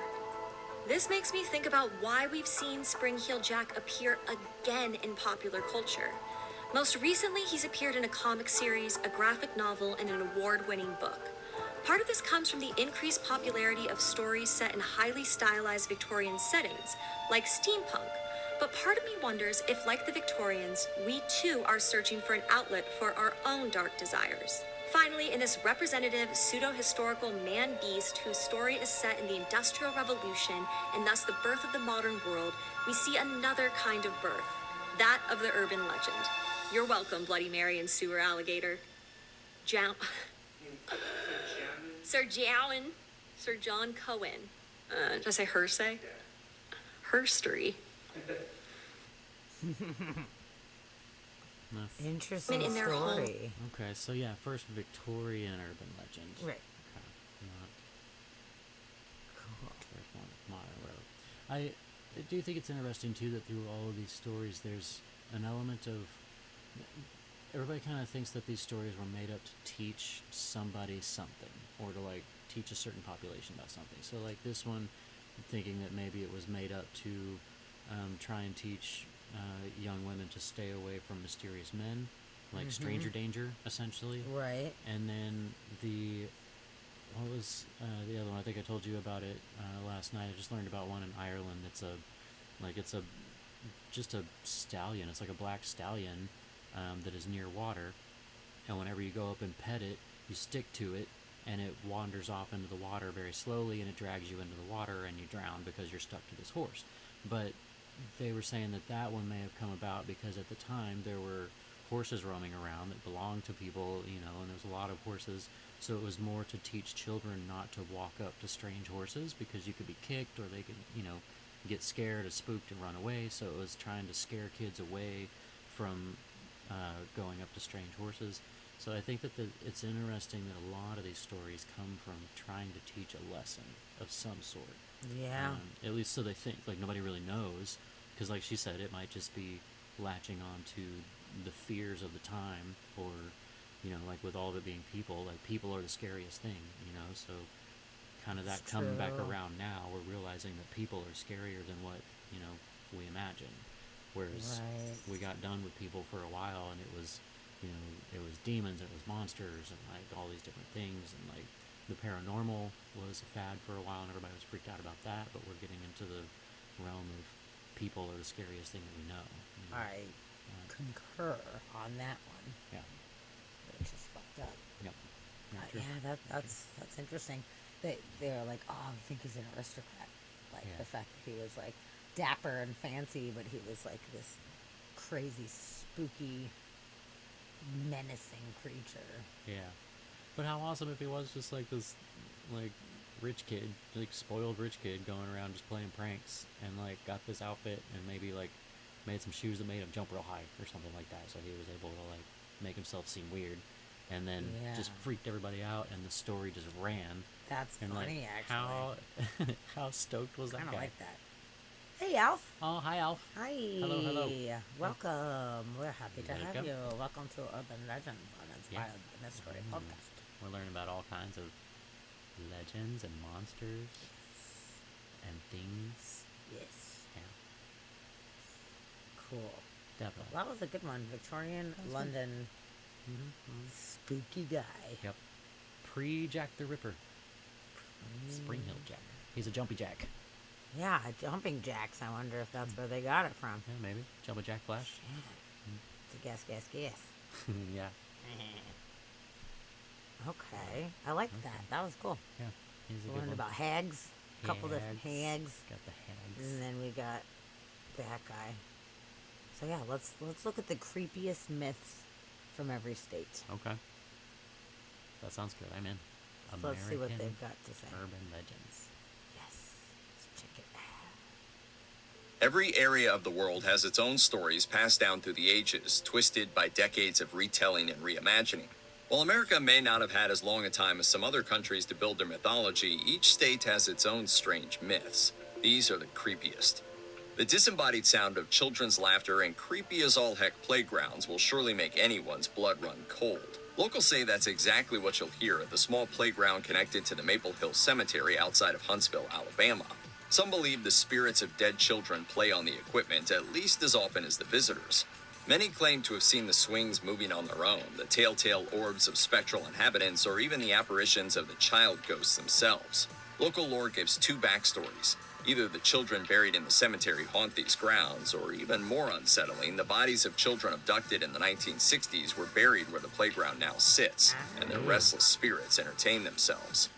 Alaska legend says there are creatures known as the Kushtaka inhabiting the state's waters. These beings are said to be shapeshifters that often appear as otters and mimic the sound of women and children in distress in an effort to lure unsuspecting fishermen to their demise. The older version gets even darker.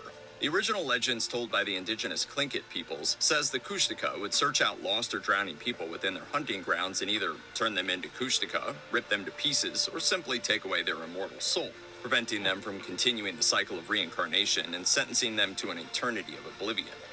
The story of La Llorona goes like this. A long time ago, a woman named Maria married a rich suitor and bore him 2 children. Driven into a rage when she discovered he'd been unfaithful, Maria drowned her children. She was overcome with regret almost immediately and drowned herself as well. Her spirit was denied entrance into heaven and was sentenced to walk the earth as a restless shade in search of her children. If children pass by a body of water at night, it's said La Llorona will drag them in and drown them like she did her own. Some say she does the same to cheating husbands. All in all, it's best to avoid her in general, just in case. Get to La Llorona. Is she coming? She's already here. Legend has it that the figure of a...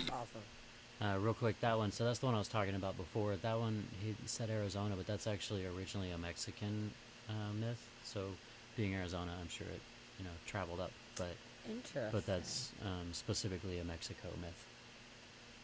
Interesting that he brought that up as Arizona then. Yeah. Maria and La Llorona, Spanish, but she's the weeping woman in English. Side story. Hi. Yeah. Pluto just woke up and he's near. Pluto woke up. I guess he was dreaming or something. Did you have a dream, buddy? Yeah, you're dreaming about something. Good morning. Don't worry. Is it a scary dream? Yeah, I'm dreaming about La Llorona. Ooh, don't do it. Don't go near the water. That was pretty cute. Yeah, his eyes were all sleepy. He's like, man, dreaming. Okay. Continue. Young woman is sometimes seen walking along an eerie stretch of Arkansas Highway 365. Passers-by are more than willing to give her a lift to the house she always seems to be going to, but once they arrive, the woman vanishes into the chilly night air. The house is said to be that of her mother, who will gladly explain about her daughter's death and her periodic hitchhiking home to anyone who knocks on the door. Reportedly, one person who'd given this girl a ride home handed her his jacket to help warm her after her walk in the crisp rain. Like always, she disappeared. He knocked and the mother explained. Afterward, he visited her grave, only to find his jacket hanging on her tombstone. It was the summer of 1948 when a large fire blazed a remote part of California, says this eerie legend. The area was extremely isolated, and some households were forced to wait days for assistance. One such place was a small cabin where a father and son lived alone. The building was devoured by the fire. The father was killed by the flames, leaving the badly burned son as the sole survivor. Something more than his flesh was changed by the heat, the smoke, and the pain he endured, though. A piece of his mind was broken, and it transformed him. As testament, when the police arrived on the scene, they found the corpse of his father hanging, skin flayed from his body from a nearby tree. Wow. It is said the Charman, the creature the son became, still terrorizes the Ojai Valley and will attack unsuspecting hikers and campers so he can collect their skins like he did his father's. The 11-mile stretch of road running between Thornton and Brighton, Colorado, is said to be one of the most haunted roads in the United States. It is thought to be so haunted, in fact, that some believe the actual gates of hell are somewhere along its winding curves. The most prominent urban myth about this road has to do with a phantom jogger who attacks traveling and parked cars alike. The jogger is said to be the spirit of a poor soul who became the victim of a hit and run. The restless shade now travels the road at night, banging on the sides of traveling cars or pounding on the doors and windows of parked cars. Anyone unlucky enough to let the specter reach the driver's side door might just join him in the in-between. Hidden away in the woods of Connecticut are a group of people you'd never want to meet. The Melonheads, as they're called by the locals, live down thin country roads on the outskirts of towns where the woods get thick. While they rarely ever come out of hiding, they'll reportedly toss rocks at any car that comes too close to their land. And that's far from the worst these people will do. There are several theories about where the Melonheads come from. Some stories say they're escapees from a mental institution, while others claim they're a group of lost colonizers or possibly a family banished from a nearby town for the crime of witchcraft. Ultimately, no one knows for certain. These people are said to be small, but with giant heads and a hunger to match. They'll eat anything from small crawling critters to the flesh of people. Supposedly, they have a taste for teens and are often blamed when a teenager or hiker disappears in the woods. But I could hear us breathing. It was almost like it was excited, that it was terrifying me. This story says that during the 19th century, a young girl ran away from a bad home situation to seek refuge in the woods around Lum's Pond, an area that's now the Swamp Trail. Unfortunately, what looked like a wilderness sanctuary turned out to be the haven of someone more sinister than the young girl meant to encounter. The girl ran across a man who attacked, sexually assaulted, and killed her. Her body was found shortly after, but the killer was never captured. It's rumored that the inconsolable shade of this young girl is still wandering the trail. Her cries can be heard echoing through the trees, sending a chill down the spines of even the most courageous. This Florida legend starts with a woman who was once kept as a slave before having been freed, after which she moved to Wauchula and served as the town's midwife. From here, the story goes different ways. The woman was either distraught that her own child was taken from her when she was in bonds, was concerned for the food supply, or couldn't have children herself. Regardless, she began smothering babies after delivering them. The woman would put the remains of the newborns in buckets, carry them to the river, and dump them off the bridge. Before long, the locals began to notice that more babies died under her care than anyone else, and she was soon banned from her job. The woman became haunted by her deeds, revisiting the river over and over again. One night, she fell in and drowned. Legend has it that anyone who stands on that bridge under a full moon will see the river run red with blood. In case you need some more scares in this one, the locals call the place Bloody Bucket Bridge. In Georgia, there's a 50,000-acre man-made body of water known as Lake Lanier. To build this monstrosity, hundreds of families, town buildings, and cemeteries had to be ushered out to new locales. Much, though, was left behind, including the souls of those who used to live there. The lake is creepy enough on its own, and a disproportionate number of deaths on the lake is the fuel that powers myth. Boating accidents, drownings, and cars careening off the road to land in Lanier's waters add to the lake's mystery. It is said that the ghost towns below the water's surface are the reason behind lakegoers' misfortune, as the spirits trapped within reach up and pull those unfortunate souls down to the depths. The argument then becomes whether it's ghosts or a curse that made this lake so unlucky. In the city of Honolulu, there is one house believed to be the home of a creature so terrifying that few dare enter the building, the Kaimuki House. This home is rumored to be inhabited by a ghoul known as Akasha, a ghost from Japanese folklore that's only called up when a person commits an impressive number of evil deeds in their lifetime.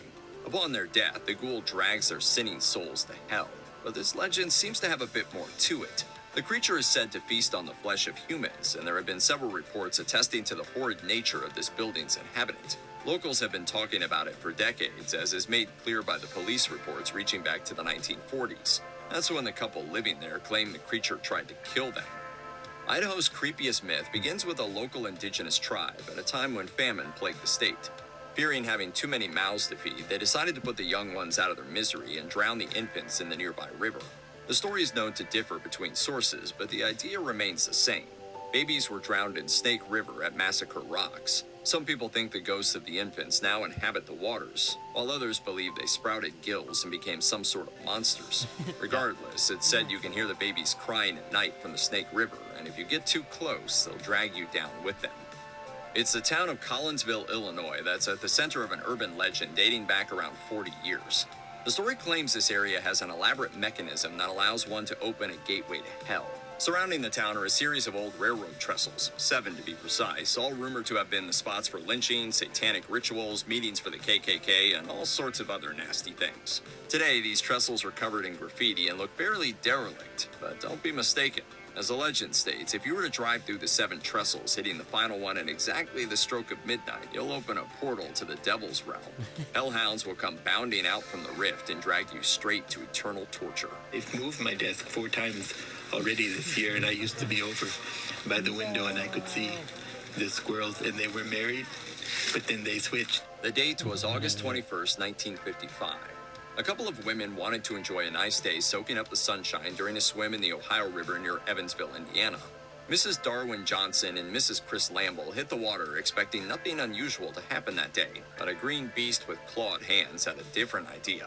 The beast rose from beneath Johnson, locked its jaws around her leg, and pulled her violently beneath the waterline. Johnson, fortunately, was able to fight her way out of the creature's grip and make it back to the surface. The creature grabbed her again, but this time she lunged for Lamble's raft, making such a ruckus it scared the beast away. For now. There are several different stories surrounding the statue of the Black Angel in Iowa City's Oakland Cemetery, and all of them are miles from coming close to the truth. The myths say that a husband placed the bronze statue over his late wife's grave, but the statue darkened to black because he was unfaithful. Officially, a woman named Teresa Feldverth commissioned the statue, but other stories say she was a sinner or a witch whose evil deeds caused the bronze to tarnish. However the origin story unfolds, other myths about the statue remain the same. Locals believe if you kiss the angel, you'll be asking for an early death, and some think women who walk beneath its blackened wings while pregnant will miscarry. However you look at it, the myths make her out to be one nasty statue. Anyone who ends up near the sandhills outside of Hutchinson, Kansas, best to leave as quickly as possible, because Hamburger Hill is home to a ghoul that'll turn anyone into paste. This legend has been around since at least the 1950s and goes something like this. A being known as the Hamburger Man stalks Hamburger Hill looking for unsuspecting hikers. When he comes upon one, he'll attack, drag them back to his little shack, and kill them with a sharp hook before turning them into hamburger. The origin of the being isn't quite known, and it's debated whether he's a man or a ghost. It's not important, though, since all the sources say if you meet him, there's only one way your story ends: served for dinner. Kentucky is reportedly home to a mysterious creature called the Pope Lick Monster, located in the greater Louisville area. It's a creature that has caused the deaths of numerous people, regardless of the truth to the myth. The place that the creature calls home is the Pope Lick Trestle Bridge. The half-man, half-goat being waits for people to come by, and then he's said to use some form of hypnosis to lure people on his bridge. The Pope Lick Bridge isn't decommissioned by any means. It's very much an active trainway. Under the Goatman's spell, his victims walk the tracks until a passing train runs them over. There are other stories about this being that claim he jumps down from the bridge to land on cars passing by. Whatever the case may be, people have died at the Pope Lick Bridge from accidents while trespassing on the trainway. Somewhere back in the bayou, down a lane formerly called Grunch Road, lives a group of dwarfs and albino folks, according to a popularly told tale. It's said that these people were hassled all the time by residents, while the group wanted nothing more than to live in peace. Avoiding the world and the jerks that made their lives hell, they became more and more secluded until inbreeding left them barely looking human. Area pets started disappearing, and when people began to go missing too, everyone knew to leave them alone. There's also a rumor claiming these people hired a type of beast to protect them and drive off anyone coming too close to their territory. Others say they made a deal with the devil. One thing's certain, you wouldn't want to meet them at the end of Grunch Road. The story goes that the woman who gave her name to the state... We're going to take a breath real quick talking about that, because that was a lot of states we just ran through. We did. We just ran through a lot of states real fast. There's some good ones. There's some really good ones. Yeah, I wish he would be like, number 12, Maine. You know, like, give me an introduction, because it's just like, but it's a lot of really cool stories. These are really neat stories. Yeah, they're cool stories. They're cool monsters. Some of these are stories that are prevalent throughout, like, everywhere. Like the what was the one? The jogger on the road. That's one that's kind of everywhere. The one that made me think of it was the woman that was the hitchhiker, and she'd get in the car, and she'd be like, "Take me to." It's an old story for sure. Yeah, that's an old story, and then a few. But there might be very like specific stories in these places. Like that might be a common thing, the hitchhiking chick or whatever. You know? Yeah, or maybe these states are the roots of those stories, where like that's where that urban legend started from, maybe. Possible. But yeah, I've noticed a couple of these are widespread. The Charman in California, though, that's interesting. burned up kid like collecting people's skins. Yeah, taking his dad's skin off and hanging it from a tree. Yeah. That's fucked up. That's pretty fucked up. That's a messed up story. I'm gonna look up Charman. I'm gonna keep that for later. And then the hamburger guy that steals people and makes hamburgers out of them. Kind of like in the hamburger. Yeah. Man. It makes me want Which is some beef. weird to me that there's a hamburger hill out there, because the only hamburger hill I know of is from the Vietnam War, and they called it that because they were supposed to be taking this hill forever, and like nobody could get up there, and it was like the soldiers basically just were saying, if you go up there, like you're gonna be turned into hamburger meat. Like it was just a meat grinder for people. But they started calling it Hamburger Hill. But it's interesting. There's a Hamburger Hill in, was it Georgia? No, it wasn't Georgia. It was somewhere around. It was just a minute ago too. Yeah, let's see. What's one with Hamburger Hill?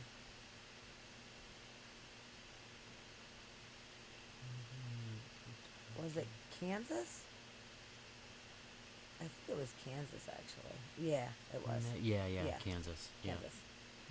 His surname was McDonald. Yeah. That's McDonald of Hamburger Hill.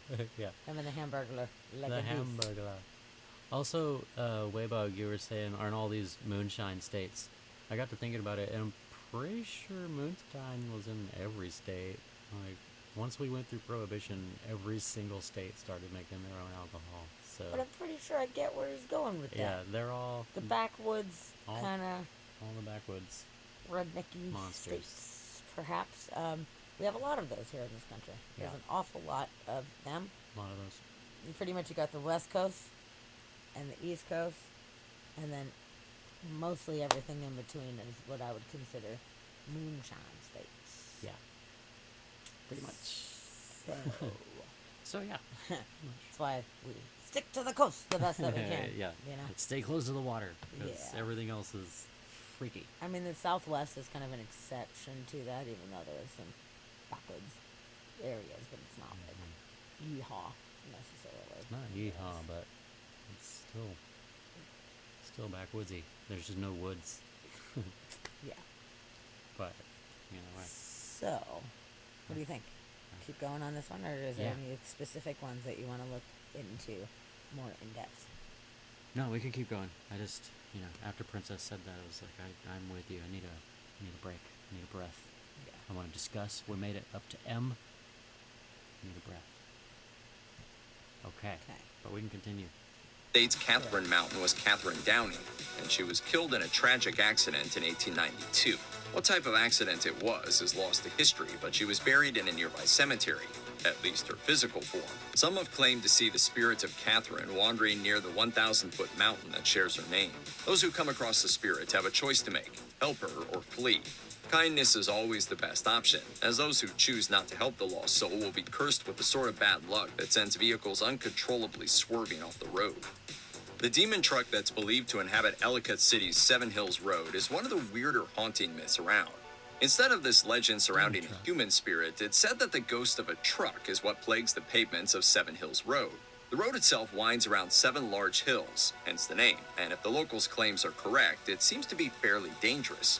Many in the area believe the accidents caused on this road aren't due to some driver's daredevil speeds, but are caused by the phantom headlights said to appear behind vehicles and drive them off the road. Jesus. Lisa Simpson. Oh yeah. Totally. The very old legend of the Puckwudgies is alive and well in Bristol County, where some locals believe these 2-foot-tall the humanoid Puckwudgies. demons haunt the woods. Once believed to be helpful creatures in the days before the United States, the Puckwudgies are now said to cause a number of disturbances, ranging from messing with hunters in their woods and throwing stones to abducting people who trespass on their land. People still claim to see these creatures roaming about, but their appearances seem to have been influenced by European myths of nasty little folk like gnomes and trolls. Whatever they look like, their message is clear: leave the land you've ruined alone. Torch Lake is one of the most gorgeous inland lakes in the United States, and the myth of the Torch Lake monster persists thanks to the generations of storytelling at the nearby summer camps. Somehow, that makes it even creepier. The monster is believed to be some weird cross between a lizard and a mountain lion, and gets blamed by locals for the drownings that occur in the lake. The creature is said to rise out of the water at night to feed on stragglers still within the lake's boundaries. With Torch Lake being a fairly impressive tourist attraction, stories of mysterious drownings without known causes are less than rare, so the myth lives on through those tragedies. In Minnesota, one of the most terrifying legends of the indigenous peoples is said to roam the thick forests that cover the northern portion of the state. The Wendigo, one of the most feared man-hunters in all of mythology, has been reported in the state as far back as the end of the Civil War. The beast feasts on the flesh of humans, but the creepiest part of this myth is that the Wendigo is said to have once been a human itself. The legends claim men who turned cannibalistic were transformed into creatures 8 to 15 feet tall, covered in white fur, and cursed to yearn for the meat of their former species for the rest of their days. It's in the house. A mythical disease called mercritis was believed by some to have infected the population of Mississippi in the 1950s. It supposedly caused men to emit a body odor after ingesting massive amounts of lead, oftentimes from paint. When was the last time you drank paint? Have you been drinking paint?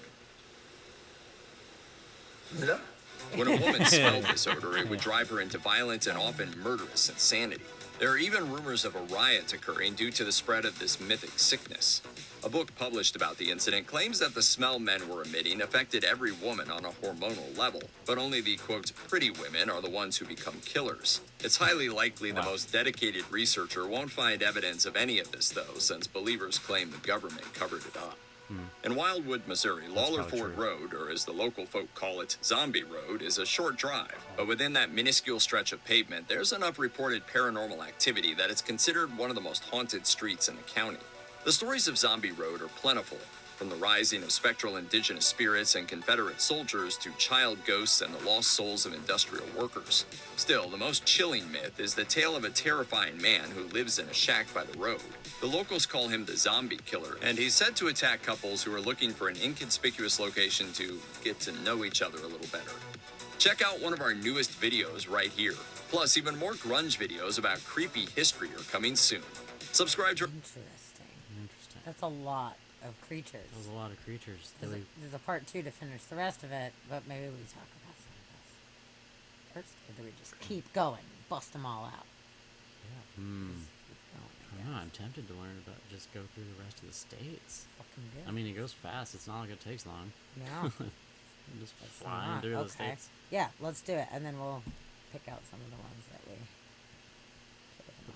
Myths and legends have a tendency to sit as seeds in the back of your mind, waiting to grow into a full-blown panic when darkness falls. Everyone loves a creepy story, so let's finish taking a look at the eeriest tales of each of America's 50 states. Okay. The old Montana State Prison was decommissioned in the late 1970s and was never an ideal place when it was new, even as far as prisons go. It suffered overcrowding problems from the beginning, and this was during the Wild West days following the Civil War, when conditions in general weren't favorable. Horrible conditions led to riots, inmate takeovers, and an unusually high death toll. Many believe this prison is haunted by the angry inmates who lost their lives on the grounds, and given the conditions and treatment at the facility, any spirit hanging around would have to be angry. It now serves as a museum where some visitors have claimed to have been attacked by spirits, while others see apparitions or feel heavy, unnerving presences. As the story goes, a teacher had been going about the usual teaching business one day in the early 1900s at one of those classic one-room schoolhouses in the town of Portal. No one seems to know exactly what happened, but the teacher became enraged, first blocking the exits. She then grabbed a hatchet and methodically murdered her pupils, cutting out their hearts, decapitating them, and placing their heads on the desks. Wow. When the teacher's murderous rage passed, she was so torn with grief that she gathered up the freshly murdered children's hearts and tossed them off a nearby bridge, where it said you can still hear them beating today. Hold on, I have to say something. If there's, multiple children in a room, the teacher goes crazy and starts hacking people's heads off. When she's busy hacking a head off over here, I'm out the fucking door. Yeah. You're lucky if you got a couple of them, because the rest I would think would be like, wah! So how many fucking kids just sat there and waited to be decapitated? Maybe the door was locked. Couldn't get away. Lock them in from the inside? Maybe. She stood in front of the door. Or just anyone who ran, she just started chopping heads, just swinging an axe around. Because it seems like... Because I feel like that's why... It'd be like, you're busy. You're obviously kind of busy over there, so I'm going to go this way. Yep. And do this thing. Huh. I feel like that's why I don't become a teacher. Because it'd be hard to not. Yeah, that would be me. Touche.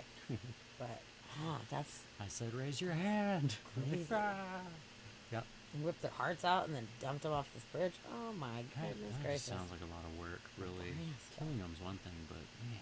Dumping it in a She left their heads on the desks, though, and that's good. So they were all quiet for once.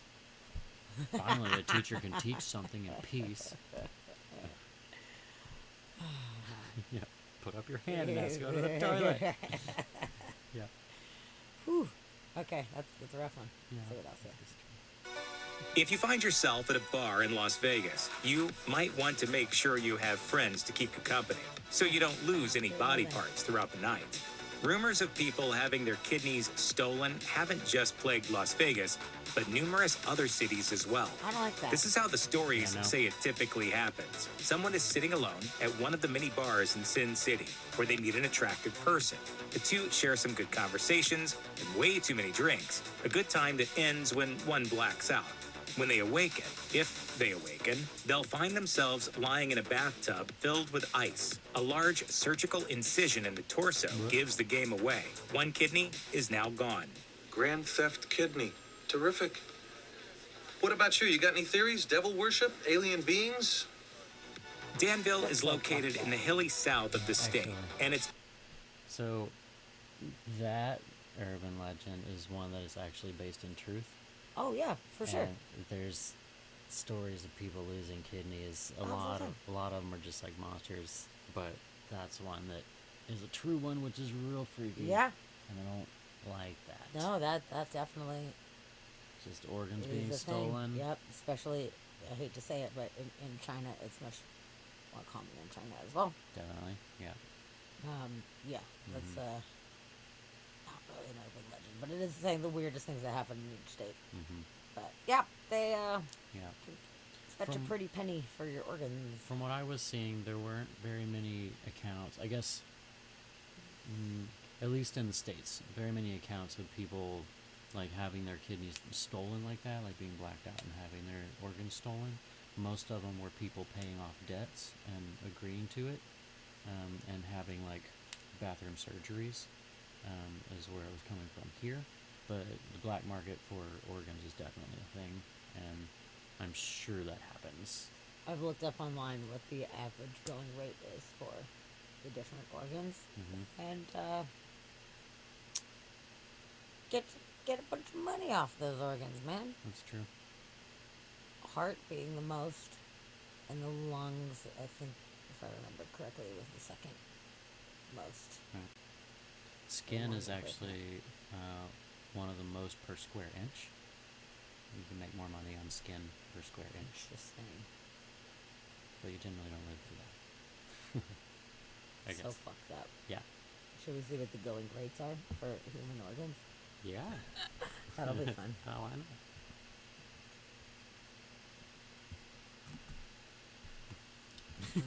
Way back. What happens in Vegas stays in Vegas. Yeah. Especially kidneys. Wow, heart is worth around $1 million in the U.S. Livers come in second, worth about $557,000. Kidneys cost about $262,000 each. Not to mention human skin, $10 a square inch. Stomach, $500. Eyeballs, $1,500 each. Oh, eyeballs. Yeah. Eyeball. Here's an eyeball. Well, they do the corneal transplants. Yeah, that's true. So that's 30. Hold on, let me.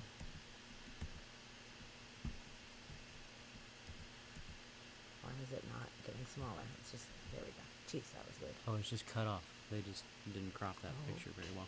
Okay. So cornea, 30,000. Intestines, 1.1 million. Oh. What? Yeah, it cut it off legitimately. Let's see if we These can. prices are different here. Does this Show a full image. There we go. There we That go. was so smart. Okay.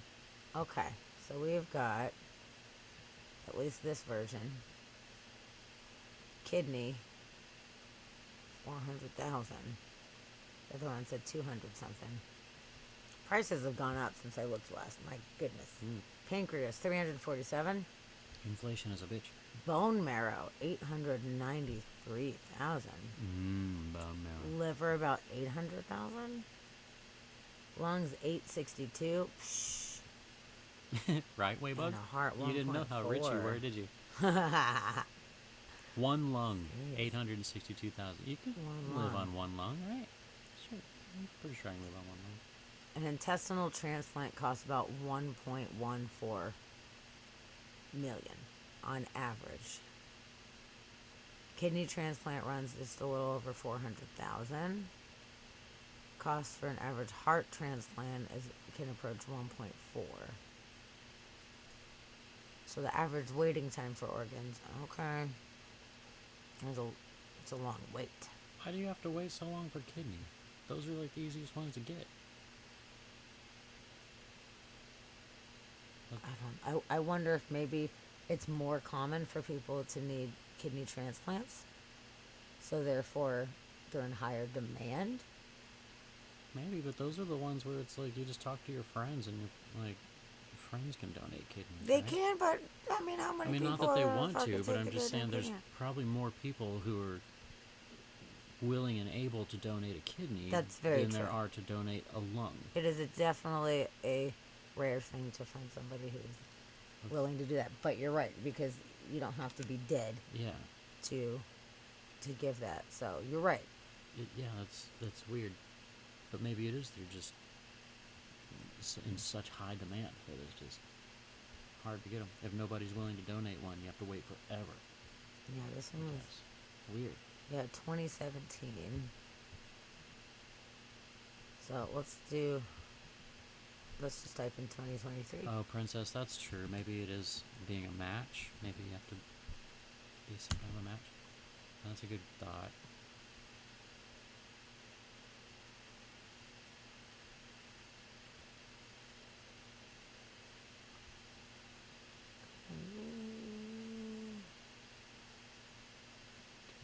$2022. Yeah. The 3D printed organs. Yeah, that's so gonna, interesting. That's about going the to 3D change the printed whole organ. game right there. If you got a 3D printer and you start printing organs, you're going to be rich real fast. Discount organs.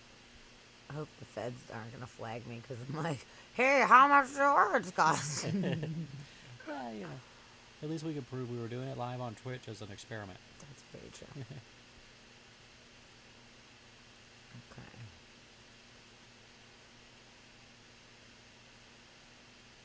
All right. It depends on where you're at. It says kidney cells in India for around 20,000.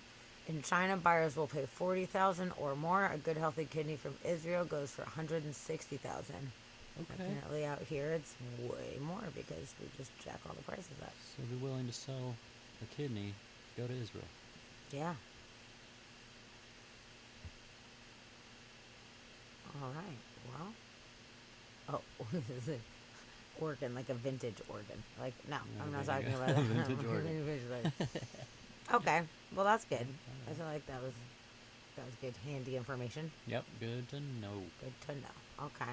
Well, ain't that some shit? Watch out. Watch your shit.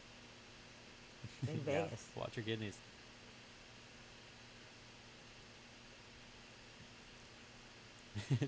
Yeah, just do a frivolous search. Pants, not organs.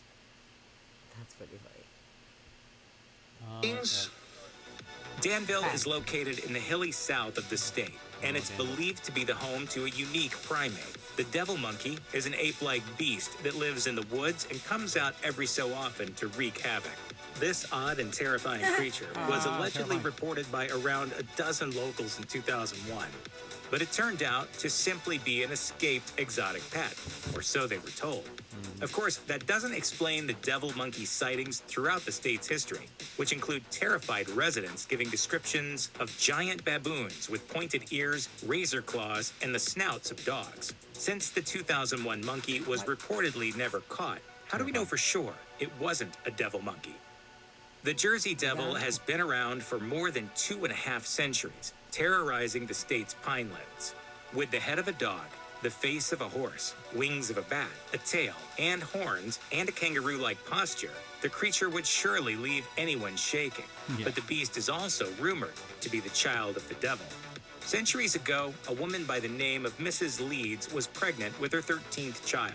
Having too many mouths to feed as it was, and desperately upset to be giving birth to yet another, she cried, "Let it be the devil." Out popped the Jersey Devil. After exiting Mrs. Leeds, the baby demon shot out of an open window and disappeared into a nearby swamp to terrorize the state's inhabitants for hundreds of years to come. The stories say that La Mala Ora is a shapeshifter that appears where roads intersect in the middle of the night. It can take on a multitude of forms, but is usually seen as a rapidly changing black lump or a woman of the wickedest constitution. La Mala Ora will appear to drivers who are traveling alone, jumping out in front of their cars in female form. One of the more popular stories claims that a woman was driving cross-country when a frightening female figure jumped in front of her car, causing her to screech to a halt. When the driver looked around, she saw La Mala Ora's demonic visage as she pounded on the window. Somehow, the driver got away from this powerful creature unharmed, this time.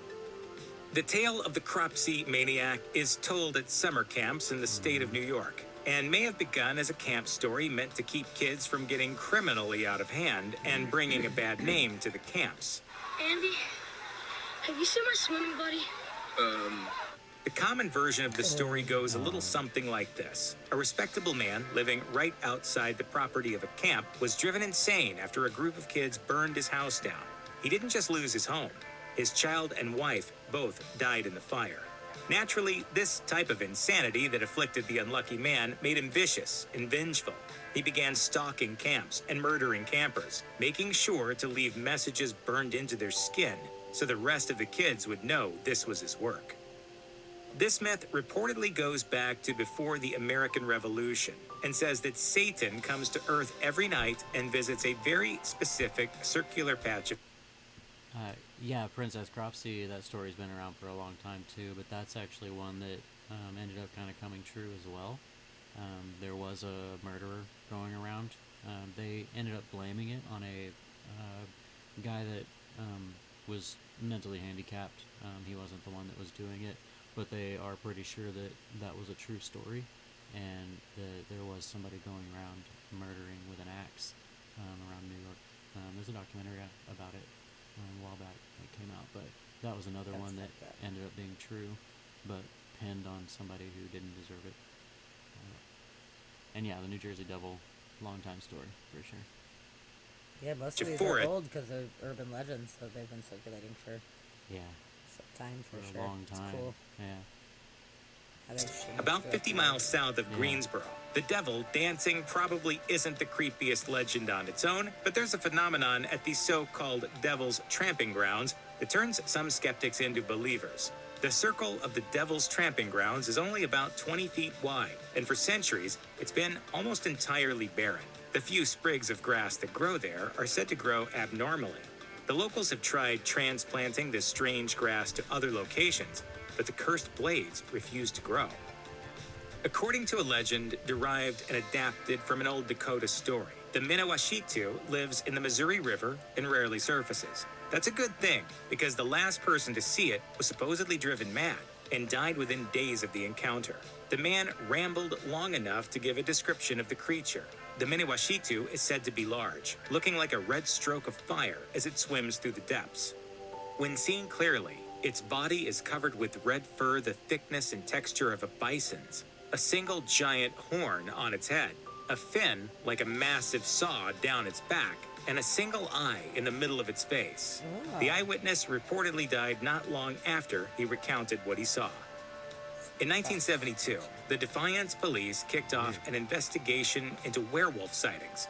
This wouldn't have happened if a single person called in a werewolf complaint, but there were enough people saying they'd seen something to make law enforcement believe there was something out there. The first was a pair of railroad workers who claimed to have been attacked by a towering werewolf while working in the middle of the night. The odd part about this story is that the beast used a club instead of fangs and claws. A different railway worker ended up calling in a werewolf incident not long after the first report. And the next sighting came when a driver caught the creature in their headlights a week later. Due to the sheer number of reports, the police had to figure out what they were dealing with. But the reported creature wasn't found. Tonight I will kill all of you. I will kill all of you. The myth of Shaman's Portal, located amidst the dunes of Beaver Dunes Park in Oklahoma's Panhandle, begins hundreds of years ago.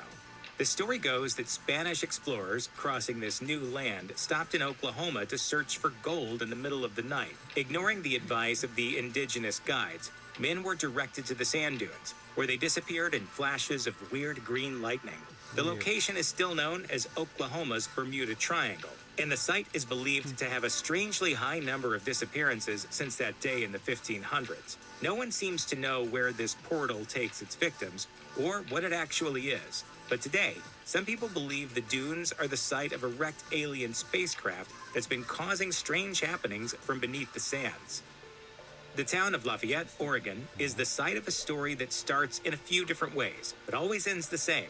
The first says a Roma woman laid a curse on the town after her son was hanged for the murder of her boyfriend. Another version of this myth says a witch was hanged in the town's cemetery sometime in the 1800s and cursed the town to burn 3 times. Whichever story is at the root of the curse doesn't matter as long as the myth of the curse exists.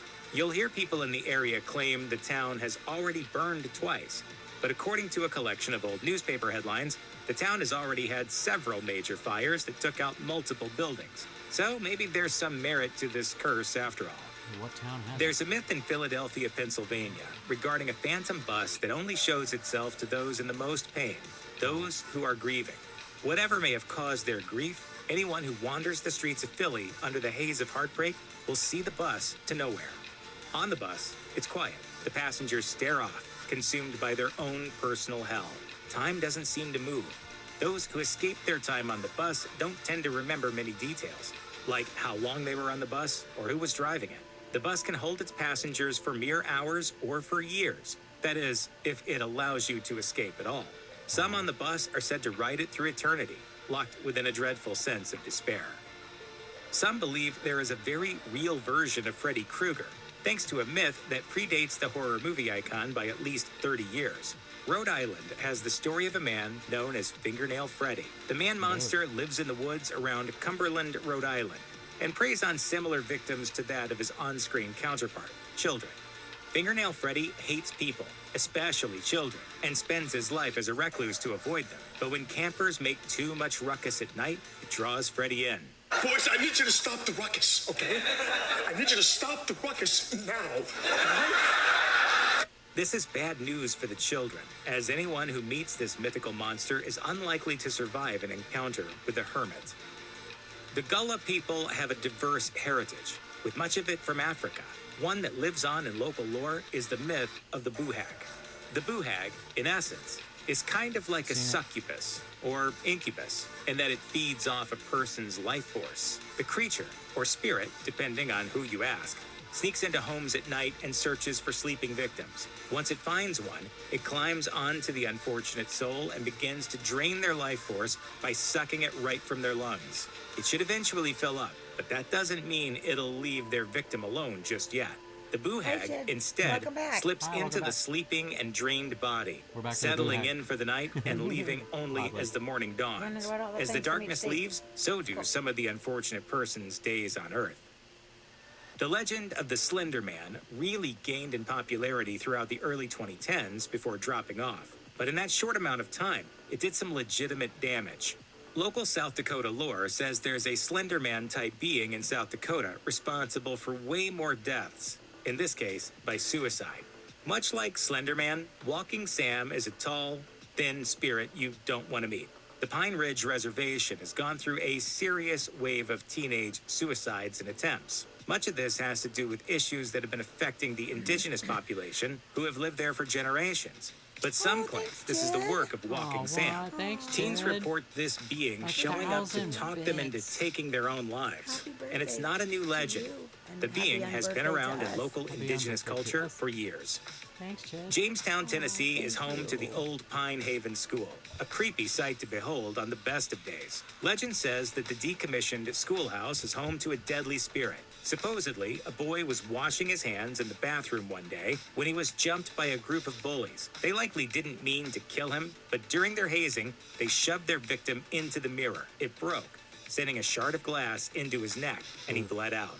With a dead schoolmate on their hands, they had no choice but to hide his body under the floor to escape their deeds. But the boy's spirit was restless. It's said that whoever looks in the school's bathroom mirror will meet a similar fate when the boy appears behind them.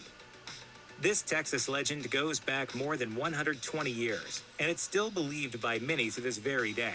On the morning of April 17, 1897, a small vessel fell from the sky over the town of Aurora, crashing through a windmill before exploding.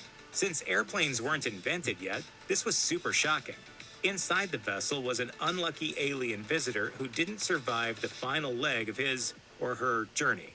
The townspeople believed the being had come from Mars, and Aurora was a good Christian town, where even Martians weren't exempt from their God's graces. So they took the mangled body of the extraterrestrial and buried it in a local cemetery with full Christian rites. If the myth is to be believed, then we're far from alone in the universe. Evidence has accumulated until now. There's no doubt in my mind that the story is authentic and that there is something here. Escalante petrified. What? I've never heard of that. Me neither. If so, they need to do some fucking LiDAR and excavate these alien bones from the 1800s. Yeah. That's very interesting. Yeah, I've never heard of that. I'm from Texas. Where is Aurora, Texas? That is really strange. Yeah, we're gonna just stop and do a little research on this one. We'll see what part of the state it is and see if there's any more info on that, because that's really weird. Fort Worth, north of Fort Worth. Yeah, it's just north of Fort Worth. Okay.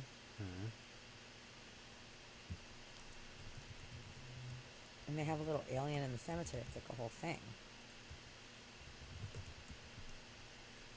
Aurora, Texas UFO incident. Really? I am very intrigued by this. There's a whole episode about there's like a 44-minute episode on History Channel about it. No shit. Let's see. There's a movie from 2002 noted on IMDb. No way. Let's see. What? 1897. I am really intrigued by this. Yeah. Why If you go to is this not- videos, there's like a 4-minute video about it. Scroll down. It's that This one one with right the here? green, yeah. Could be cheesy, but Could be I'm gonna cheesy, Give but it it might a just go. give us a quick overview of it. All right, I'm down to try it. Let's go. Yeah, I'm just wondering what the story is. I've never heard of that. Me neither. Why? That may just contain It's Maynard. the most important grave in the world.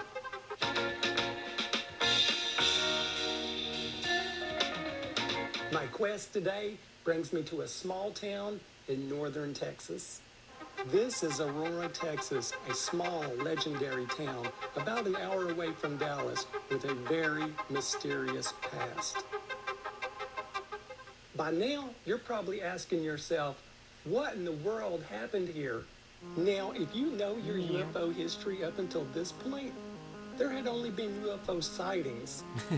However, That's a this good is point. the first documented UFO crash in history, the Aurora incident. That's right, in 1897, a UFO crashed right here in this town. Legend has it that the UFO lost control and hit a nearby windmill and crashed into pieces. So, this being the first time in history that this has ever happened, nobody knew what to do. The townspeople gathered up the pieces of the UFO and threw them down a well. Now, this story is about to get a lot more mysterious. The townspeople even found as what they described as a little man from space. And he was definitely not human, according to their description. In today's terms or lingo, this was an alien. So, what would any good townspeople do? That's right, they buried the alien right here in this cemetery. They even gave the alien a proper name as well, Ned. This made the local news, newspapers, and even made the newspaper in Dallas. Now, this was the 1800s, so that was a big deal. This was the first documented UFO crash in history. Check this marker out. The legend that a spaceship crashed nearby in 1897 and the pilot killed in the crash was buried here. All right, let's go see if we can find this grave. Like I said, this could be the most important grave in the world. Fucking excavate that shit. Why are we not excavating it? Seriously, why are we not doing that? Because then you can just be like, yay or nay. And if it's alien DNA, we should know about that. And it seems like if they're not doing an official like excavation, people. All right, it took me a little bit to find it, and I can tell you there is some old graves in this cemetery. I just now found the grave of the alien. Check it out. Oh, Steve thinks it was moved. Oh, the body was moved. Rest in peace, Ned. We love Ned. Poor alien got the name. Here it is. Somebody left him a Diet Coke. There is an alien Good, buried in this cemetery.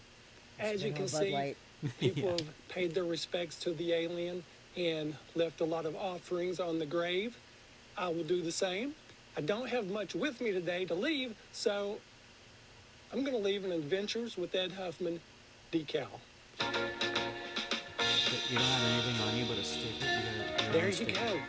That is the most important grave in the world. And as always, in any cemetery, we pay our respects.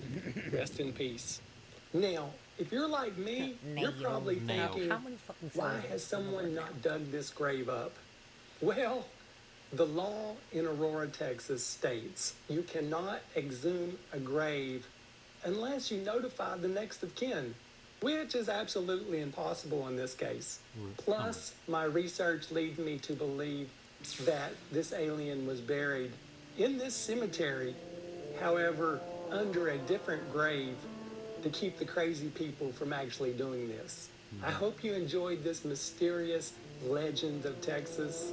And you're probably asking yourself, I wonder if there really is an alien buried in the Aurora Cemetery. Well, the only people that know for sure were the people who were actually there in the 1800s and witnessed this incident. As far as me, my belief, I think there is an alien buried in this cemetery somewhere. His voice is... Thank you for watching. Please hit the like button. Please subscribe. like and I'll see you next time. Baptist pastor. Wow. That accent is... Interesting. Okay. Wow. Yeah, that's real interesting. I've never heard of that. I lived in Dallas, worked in Fort Worth. Never heard of that. That's very cool. Yeah, I wonder if anybody had moved it previously or what, but that's very intriguing of a story. Cameron, you didn't even live the most far from there. How No. did I know that? Yeah, I don't know. Dude. Fucking good. Okay. All right. Cool. We learned Good to know. that. Yeah. We sure did. Okay. So now we've got Utah. Forest State Park definitely has a similar rule to the countless other state parks that ask visitors not to steal relics, rocks, and fossils. But they also have one thing more, a curse. It's a simple one that says stealing any piece of the park's petrified wood takes the curse home with you. Most thieves report minor things like terrible strokes of bad luck or strings of accidents. The majority of people who steal from the park believe the myth is only superstition. But the park's mailbox is always overflowing with packages from those who decided otherwise. After the curse sets in, those unlucky thieves send their chunks back to the park as fast as possible, usually with an apology. The Brattleboro Retreat, war. Hold on. Wind conditions, war. Wind conditions in general. Oops, hit the wrong one. Yeah, that is similar for the Petrified Forest National Park in Arizona, which sucks because me and Tavia went there and we were like, damn, we want to take all the rocks, you know, but we read about the curse and we were like, all right, we're going to be mindful of the fucking curse, not take shit. And we totally saw chunks of petrified wood. Didn't take it. We have a lot of petrified wood, though. We have a lot. That's true. A lot. So, that's interesting that there's, you know, multiple areas that apparently there is a curse upon it. Yeah. And Hawaii, too, right? With Pele. Yes. Yep. Which, you know what? I'm not even going to fuck around. If somebody's got rules. It sucks because I'm a rule breaker and I'm always like, but when it comes to curses, like, I don't want to fuck around. Nope. Don't fuck with curses. Nope. We don't do curses. Not doing it. All right. Cool. Next. Sets in, those unlucky thieves send their chunks back to the park as fast as possible, usually with an apology. The Brattleboro Retreat began as the Vermont Asylum for the Insane in 1834. The 1,000-acre mental health and treatment facility, which still operates, was quite nice and preached a philosophy of humane treatment for their patients, something old asylums weren't exactly known for. But on the grounds of this asylum is a building with a sinister look. In 1887, a large retreat tower was built using labor from the patients, under the assumption that it would be good for their progression. Soon after it was finished, as it said, the patients began to use the tower as a convenient place to end their lives. The number of people who've jumped has been well guarded, but many in the area say you can still watch a lingering soul reenact their deadly jump, vanishing just before they reach the ground. There are a few variations to the Bunny Man story, but at the heart of the tale is an old asylum that was closed down in 1904. Why? Because the nearby residents didn't want to be that close to a building full of people deemed insane and potentially dangerous. The patients were being taken by bus to another facility when the vehicle had an unfortunate accident and one escaped. Soon after, local folk started finding rabbit carcasses littering the woods and realized he had been surviving on the animals. He didn't stop with hunting rabbits, though. A group of kids were reportedly hanging out at a bridge near the forest when a bright light shined and stunned them. The next time the children were seen, they'd been strung up on the bridge, gutted like dressed rabbits. Before it was Auburn, the area was once called Slaughter, and a good portion of the land belonged to a... So the Bunny Man story is another one that has roots in a true story. The Bunny Man thing has been spread around a lot, apparently. And there was a murderer in some state, I forgot what state, I think it was Virginia, actually, but dressed like a bunny and killed a couple kids with an axe, and ended up, I'm pretty sure they caught him, but it started all these urban legends. But the Bunny Man was another true urban legend that was out there. Interesting. So that was a thing. Ooh, okay, all right. A rich man. It was the sale of his land that started the town in the first place. And for some reason, the landowner never left. And no one has the foggiest idea why the ghost behaves the way he does. The spirit is supposedly seen around town, angrily walking the streets, passing through walls, and just generally scaring townsfolk. There's nothing in the myth that explains why he's so angry. Maybe he regrets selling such a valuable piece of land. And there is likewise no explanation for the creepiest detail about him. The ghost has no face. Coal mining has been a huge industry for West Virginia, and the late 1800s saw a spike in the coal industry. With it, there was an increased number of black and Chinese workers being brought out east to the mines via railway. Well, the racist locals living near Dingus Tunnel in Dingus, West Virginia, didn't Dingus like that. Tunnel. So the most violent of them would hide out by the tunnel, rifles trained on the emerging locomotives, and straight up murder any of the incoming workers who weren't white. Today, the Dingus Tunnel is considered one of the most haunted tunnels in the country. Given the pain it's known for, it's not surprising. There are accounts of shadow figures as people drive through, and the dark past of the location is said to attract poltergeists. They're here. Wisconsin is reportedly home to its own freshwater sea monster, a creature named Bozo, that is said to live in Lake Mendota. Bozo. The creature, Bozo. whose myth can be traced to the 1860s, was said in the earliest accounts to cause boating accidents simply due to its sheer size and boaters' poor navigation skills. Bozo is supposedly seen every few years or so. Luckily, the creature seems to be mostly harmless. No one has said to have been killed by the beast, but many have had their perfectly good days allegedly ruined and probably won't be heading to the water anytime soon. A myth persists in the state, claiming a ghost ship sails down the Platte River, but this vessel differs from similar legends. The ship rolls out of a dense fog, with sails and masts coated in icy frost. The crew huddles around a veiled image of a corpse laid out on canvas. As the ship approaches, the sailors begin to clear the way. The body lying there isn't of a person who's already dead. It's someone set to die the day the ship appears. Those who witness this happening will recognize the face as someone they already know, but they'll be powerless to help the doomed soul. Ooh, Check out one of our newest Weird. videos right here.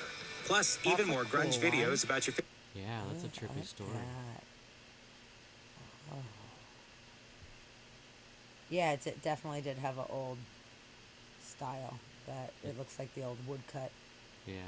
I think all their stuff is just like found imagery, so this is probably just a sea monster drawing from back in the day. Oh, maybe so. Yeah, that's a big It call. may not be actual Bozo drawing. Interesting. That was a cool story, though. Like Yeah, that. that's a trippy story. Interesting. Okay. Does anybody have any favorites from that whole list? Yeah. That was a list. That was a hell of a list. Hell of a list. Oh, it talked about the Slender Man a little bit, and it talked about it in North Dakota. But that definitely spread around, Mhm. and that whole story of the kids stabbing their friend over the Slender Man. I don't know if you guys are familiar with that part of the urban legend, but these two kids, actually one kid specifically, Anissa, she found out about the Slender Man, heard about the Slender Man, and got her friend Morgan super into Slender Man. And they would sit around and read about it and watch these creepypastas and stuff all the time.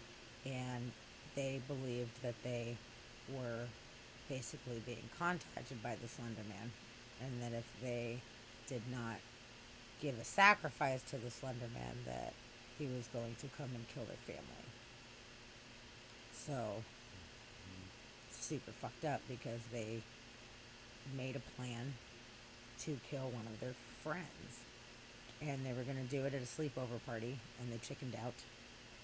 And they're like, fuck, we still need to do it. Our family's going to get killed by Slender Man if we don't do this. So this legend was so prominent that they decided to take their friend out into the woods. And Morgan stabbed their friend many times. I can't remember exactly how many times, 14 or 17 times, or whatever. So, yeah, that is super fucked up. And the Cosmic Cat. Yeah, you saw that documentary. It's really a very interesting documentary. And actually, the plot thickens. I have an interesting connection with that story. I actually know Morgan, the one that's been in prison for all this time. I know her dad. And you're not wrong. But the one girl, you're saying that she was crazy before she even met the other girl, psychopath in the making. Unfortunately, that is true on some level. Her dad is schizophrenic, and they never told Morgan that he was schizophrenic. They didn't want to share that information for whatever reason, and come to find out that Morgan did inherit the schizophrenia from her dad, but they didn't see the signs from that. They didn't really understand. They were into a lot of spooky stuff, and they would talk about spooky stuff together, and he never saw the signs, and that's something they did talk to me about, was how we didn't know. He's like, I just feel really sad that I didn't know. And she has been in prison for, I think it's 10 or 12 years. It's a while now. Hi, Steffi. Hi, Steph. Yeah, I do know her dad, but this is a really sad thing. He actually just died, like, I think last month. Yeah, just super recent. He just died. Yeah. It really sucks. He was a really nice guy. Troubled, but he was a really nice guy. And he had long COVID, actually, and he was having some symptoms, and he made a Facebook post about how he wasn't feeling well, and he didn't make it. And to be honest with you, at first when I saw that he had died, my instincts totally was that he took his own life, because he was extremely, extremely depressed. He was really, like, horribly broken up about Morgan being imprisoned, and they did everything that they could to try to get her, taken home from that. Basically, like, all right, we need to move her to a medical facility. Like, all right, she's medicated now. We know what it is. Like, leave the girl alone. She was 12 years old when this happened. Let her out. And they wouldn't let her out. And I had donated money to him in the past to help him with the cause of, like, trying to get her out. Basically, he couldn't even afford to eat or whatever, as he was spending all the money on trying to at least get her out. I mean, obviously it was an extremely heinous crime. It's really fucked up. But if she had, some emotional issues as a result and was unmedicated, she had come forward and said, I see clearly now. I understand that I was completely wrong. I'm medicated. I'm stable. But he really did not do well. He didn't do well at all, and he couldn't maintain a job for a while. He worked as a maintenance guy at some facility for quite some time, but he was really struggling with the entire situation, and his wife ended up leaving him, and he was super, super duper fucking depressed. And there was sometimes I had messaged him just kind of trying to, like, talk him off the fucking edge, man. Sometimes it was too much, and I would just be like, I can't handle this right now. Hopefully someone else takes the reins on this one. But there was quite a few times that I just hit him up and let him talk, and heard him out. They charged her as an adult at 12 years old. As an adult. At 12 the fuck years old. What's the point of trying people as adult or children at that point? It should be a fucking stark line. 18, you're an adult. Under 18, there's different things. I mean, obviously, if somebody is a complete maniac, like, maybe there should be a little bit more protocol on that one. But in her case, I mean, it was a genetic thing. And, I was really trying to help out, because he was trying to generate money for her case, and I had a really good idea. And I'm really sad that it never happened, and I'm sad that I didn't have the time and energy to, like, really facilitate it. But she is an artist. Morgan's an artist, and she would do all this cool art, and he showed me, like, a whole bunch, sent me a bunch of photos of her art. He's like, she's a really good artist. And I was like, yo, why don't we sell her art? Why don't we have her make art, and we can sell that, and we can use that to fund her defense. And he was like, I wouldn't even know where to start with that. And I was like, yo, I have an art gallery. We could put her stuff up at the art gallery, and we could sell stuff online or whatever. And I was like, you just got to talk to Morgan about it and see how she feels about it. And if she would like to do that, that would be really cool. I would be down to help facilitate having her art being sold to help her. And it's really sad. Well, she didn't kill the girl. The girl survived, which, I mean, barely. But the girl did survive, who she stabbed. So it was an attempted murder, at least in the official sense. I'm surprised the girl survived. Yeah, Cosmic Cat. I mean, like, it was a extremely heinous crime for sure. So there should have been some kind of repercussions, absolutely. But trying her as an adult at 12 years old is a little It's not fair. extreme, especially after finding out that there was mental illness involved. Like, at least after you find out there's mental illness involved and she's medicated and doing much better, then put her in a mental home and, And they give her didn't. help. They And didn't. never They did. left her in prison. Eventually, Yeah. I mean, she ended up having a counselor, and they medicated her. But he was fighting hard to be like, obviously, this is a mental illness situation. Take her out of the adult fucking prison and put her into a mental facility that would help her. You know, like, she sees the errors of her ways. She understands that she was misled. She was having a paranoid delusions at the time, and she acknowledges that, and she knows what she did. Okay, you know, but at least help her in in some kind of institution. But they don't really have institutions generally like that anymore. They have, like, criminally insane wards, or I don't even know what you would call it. Some kind of mental facilities that are for inmates that are incarcerated, but generally, you know, asylums are gone, which is good in a lot of ways, but it also puts a lot of people in a pretty shitty situation. At least somewhere where she could get proper help, like medical help. And because if there's anything that's going to make a mental illness worse and just fuck somebody up even more, it's prison. If she's already got some kind of mental situation going on and you have them in prison, that is not going to help the situation at all. No, and been she's proven that still doesn't in help. prison. Yeah. She's still in prison. It's so She is- terrible. It's a fucked up story. I think I don't know exactly how old she is. 20. Yeah, 'cause I mean, or something like that. She's been in prison for a really long time, and it really sucks. God, he would make these posts. It was killing me about how much he misses her, and like it really killed him, especially during COVID time. He couldn't go and see her for a really long time, and it was like her birthday. And he was posting about that. It was his birthday. It was the son's birthday. Like, it was really, really terrible for the parents to be separated for that long. But I mean, I do agree, Cosmic Cat, with the sense that there was a crime committed and you have to pay for your crimes, and that was a really heinous crime. Thank goodness the girl did not die. She lived to tell the tale, which is very impressive. But it was a premeditated, fucked up crime. But when you're a child and you are misled, I mean, some kids, you know, the boogeyman is real or whatever, you know, like they think some stuff is real that's not real. They have younger, impressionable minds, and especially if there's mental illness mixed in, children can make really bad choices with those kind of things. And in her, what she used as her defense was the reason she did this crime was not to hurt her friend, it was to save her family.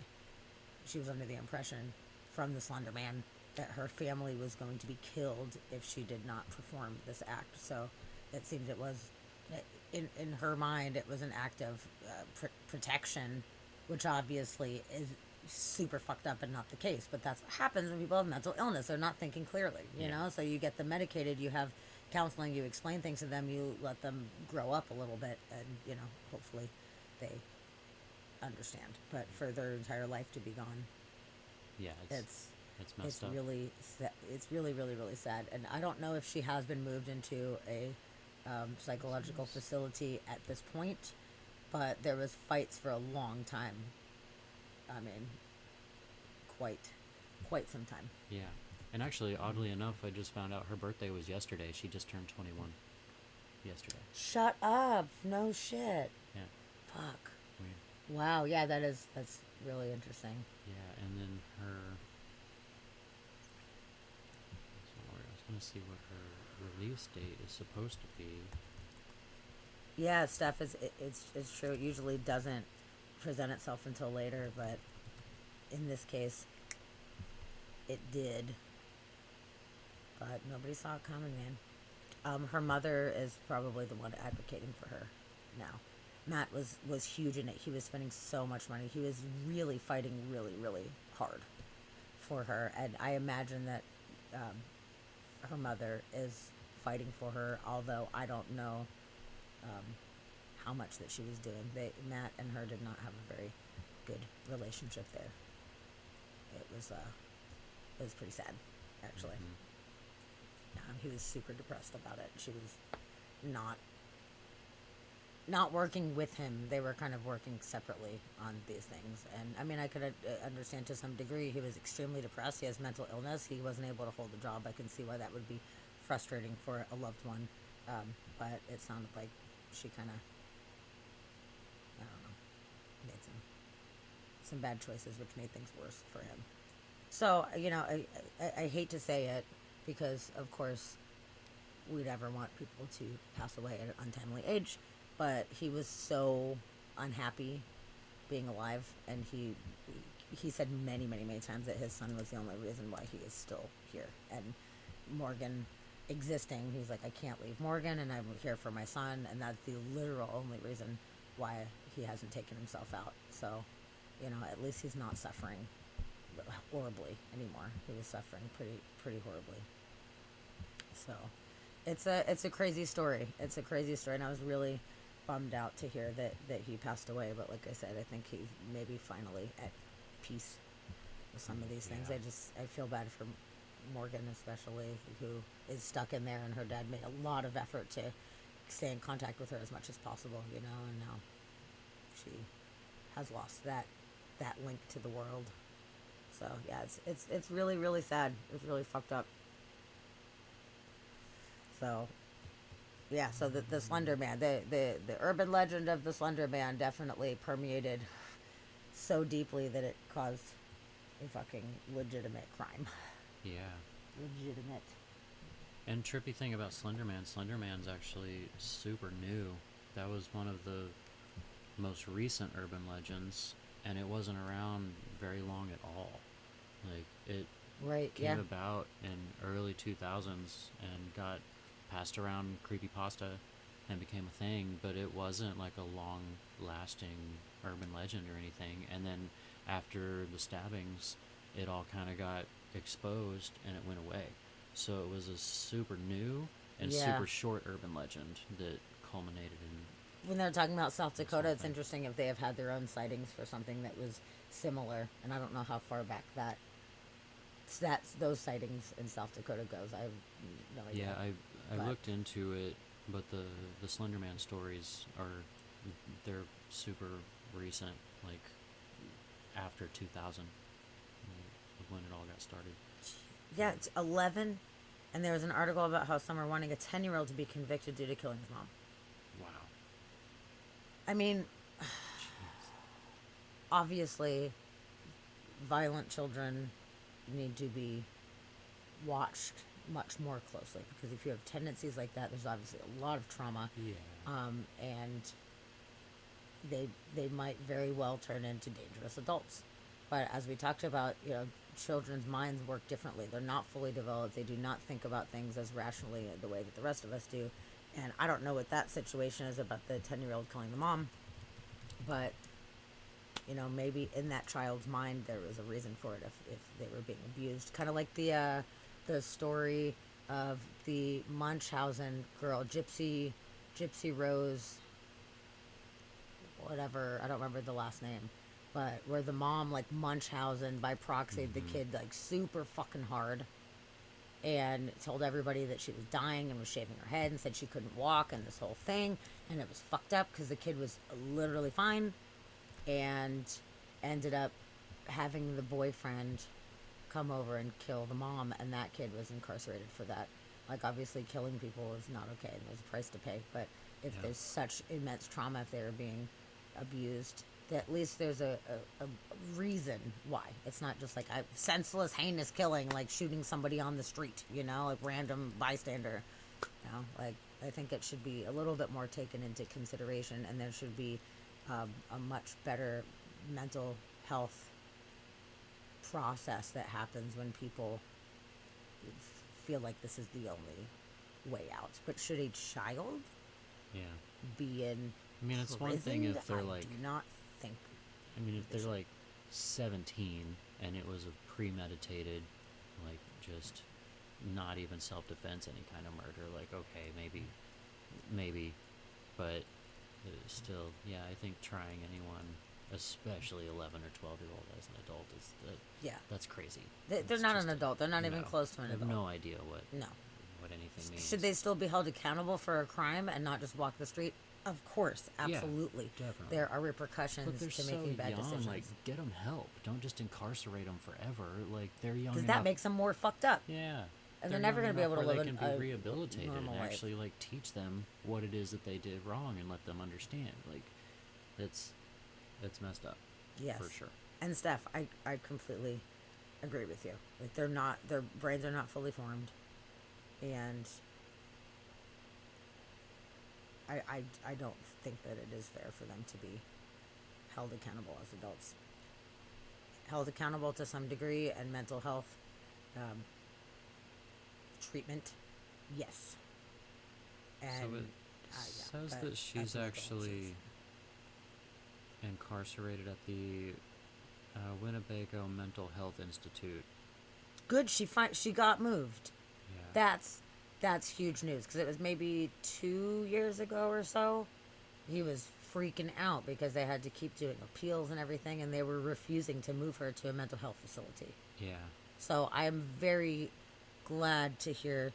I mean, too bad it took 8 fucking years or whatever it took for them to move the girl to a mental health facility where she should be. Yeah, so it appears that she has to serve 40 years in a mental health institution, which That's super mean, intense, man. That's super intense. crazy. Right? Yeah, a child being around all these like crazy hard criminals, like wow, that would be so traumatizing. It would be so fucking traumatizing. Like, I don't know. I don't. Let's see, don't Cosmic think Cat that's fair. says, I remember watching the video about a little girl. She was like 9 maybe when she was a sociopath. She had a history of trying to hurt her little brother, and her parents' last straw was when she succeeded. The interview was chilling considering this was a kid. She was adopted, and at a few months, She was adopted at a few months old. a few months old, and had went through a lot of abuse, but she was put through a special program, successfully learned right from wrong. Yeah, that's how it should be. Like, with kids that young, like, you can totally rehabilitate a kid that's that young. Like, because whenever, if they're killing at that age, they don't know. Like, they don't understand life and death. Like, they don't understand what death actually is. Like, I mean, how old are you when you finally figure out what death really is? Like, some kids don't figure it out for a long time, especially if they don't have family pets and they just don't see death. Like, you have no idea what death really is. The permanence of death, I don't think really clicks a lot of times. Yeah. With yeah, with mortality. younger- I feel like the older I get, I'm still learning more and more about mortality. And you look at temper tantrums. Children have temper tantrums, and some kids, when they're way older than they should be having fucking temper tantrums, do. Like they don't know how to regulate their emotions in a productive way. Generally speaking, some people are more emotionally intelligent, just naturally, and some people are not. And there's a lot of different shades of mental illness that are out there. Increasingly, it seems like more than there were in the past generations. Mm-hmm. So something's going on environmentally or whatever that's causing more autism and more, I guess, neurodivergence in general. So I think I there's don't know, a I lot of think we things need that to lead do- into that. we need to do a lot better at trying to rehabilitate people and trying to give them a chance, because Morgan being in there for 40 years, so she'll be 52 when she comes out. She's not going to have any fucking idea how to operate. Like, what's the point? Like, Yeah, what is the point? What is the point? I don't see what the Yeah. point is. Like, there you go. Live out the rest of your life. You have no idea what's going on. You've never ridden in a car. You've never, whatever, done any of the normal things, since you were 12, Like, it's just going to be so shocking and crazy.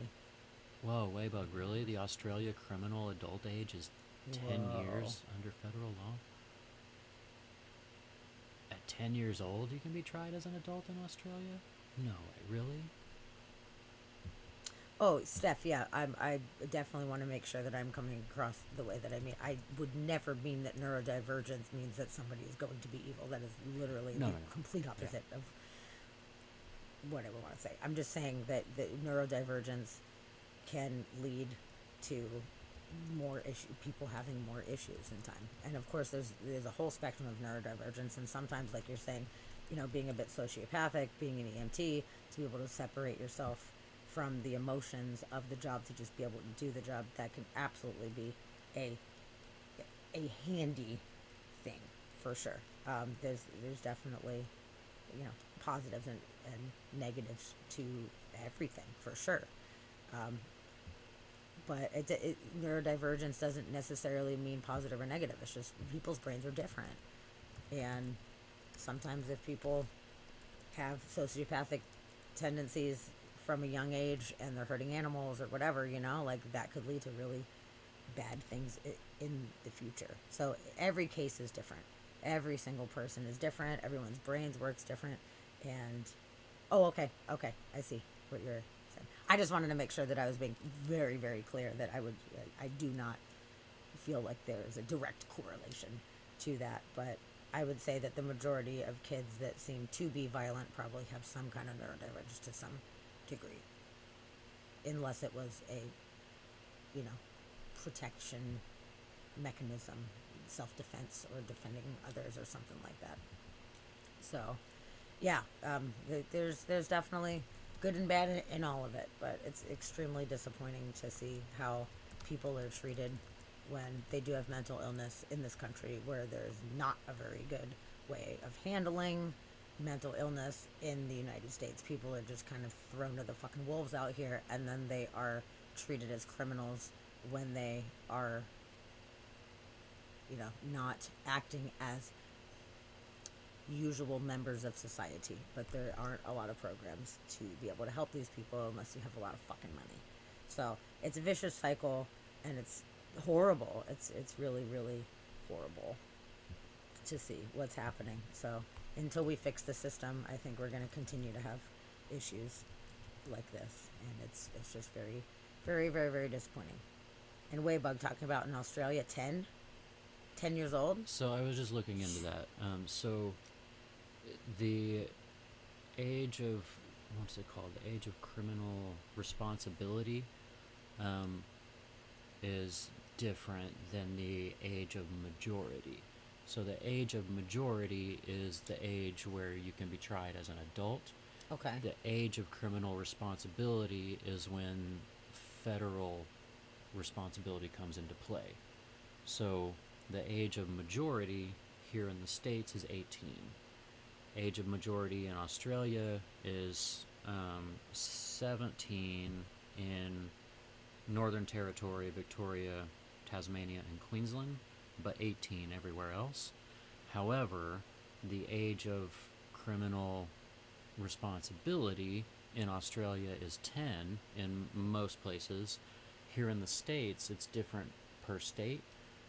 North Carolina, the age is 6 years old.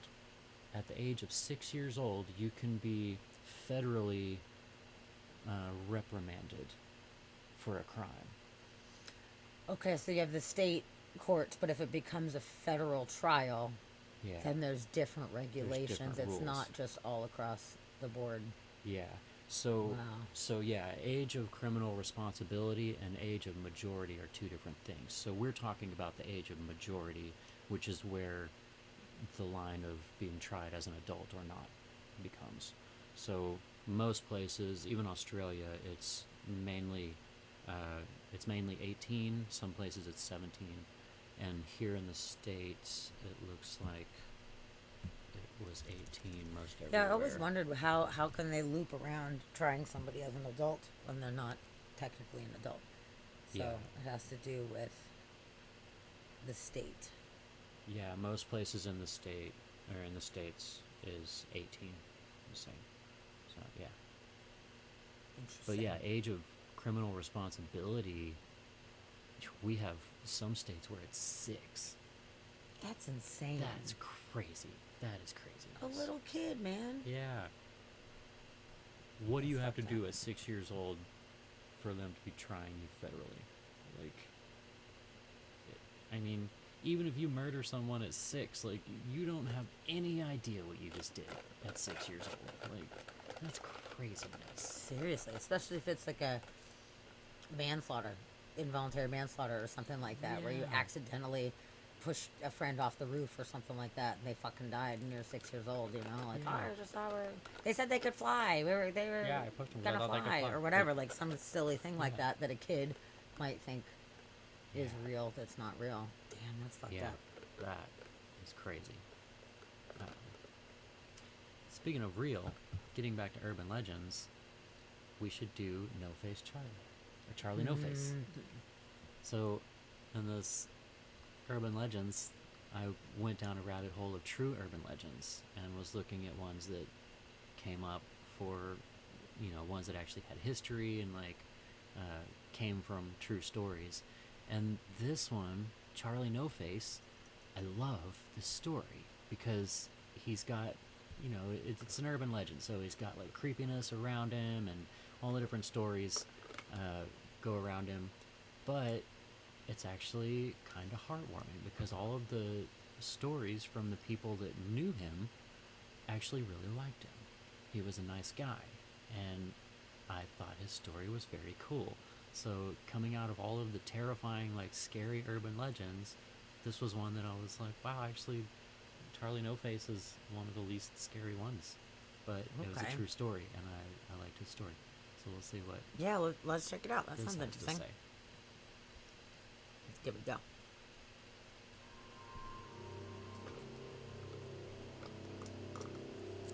Children living in the Pittsburgh, Pennsylvania area tell tales of Charlie No Face, sometimes known also as the Green Man. The story says that long ago, Charlie was a utilities worker that became disfigured in a horrible accident. Some versions of the legend say it was an explosion of acid, some say it was an electric power line, and some say it was a sudden burst of fire. In many of these versions, the accident had mysteriously turned his skin a ghastly green, which is why they called him the Green Man. But, in every single variation of the tale, Charlie's face had been melted off.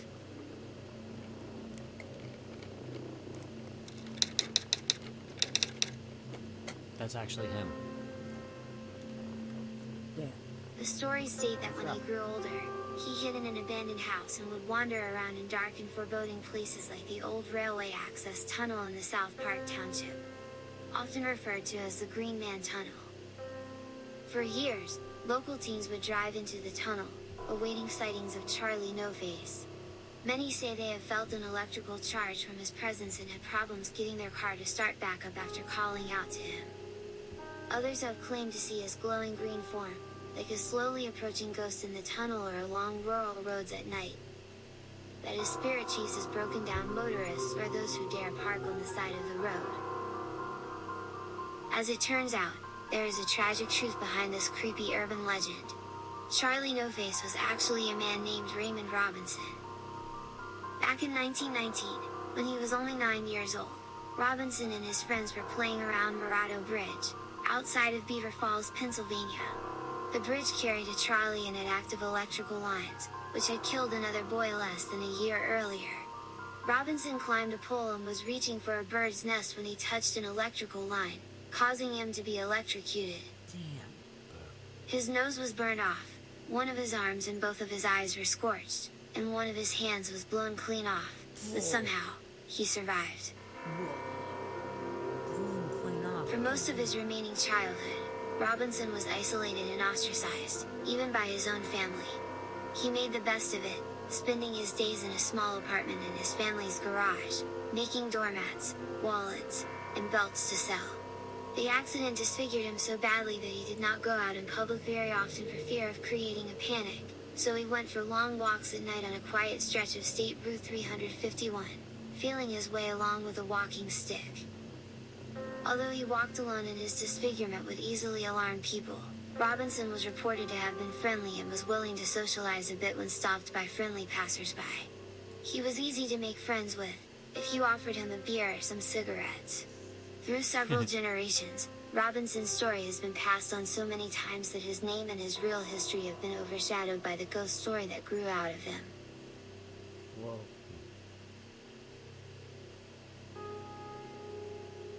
Oh, I never thought about finding his grave. For more videos about the paranormal and the unexplained, Yeah. please like and subscribe to the he was a Oddities nice Observed fellow. channel. Yeah, that was shorter video than I expected, but yeah, I really like that story behind him.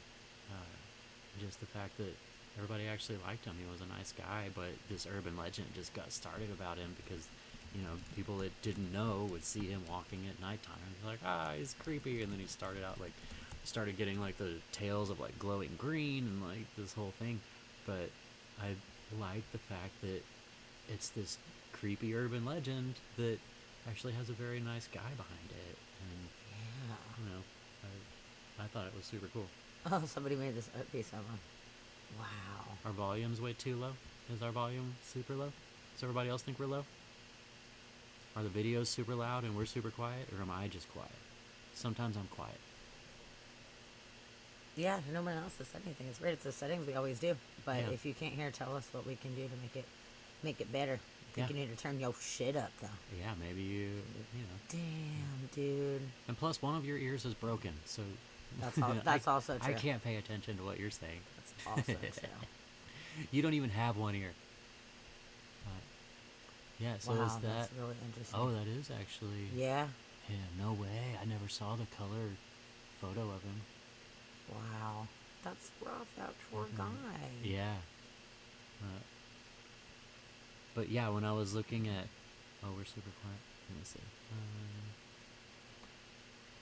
Let me turn this up a little bit.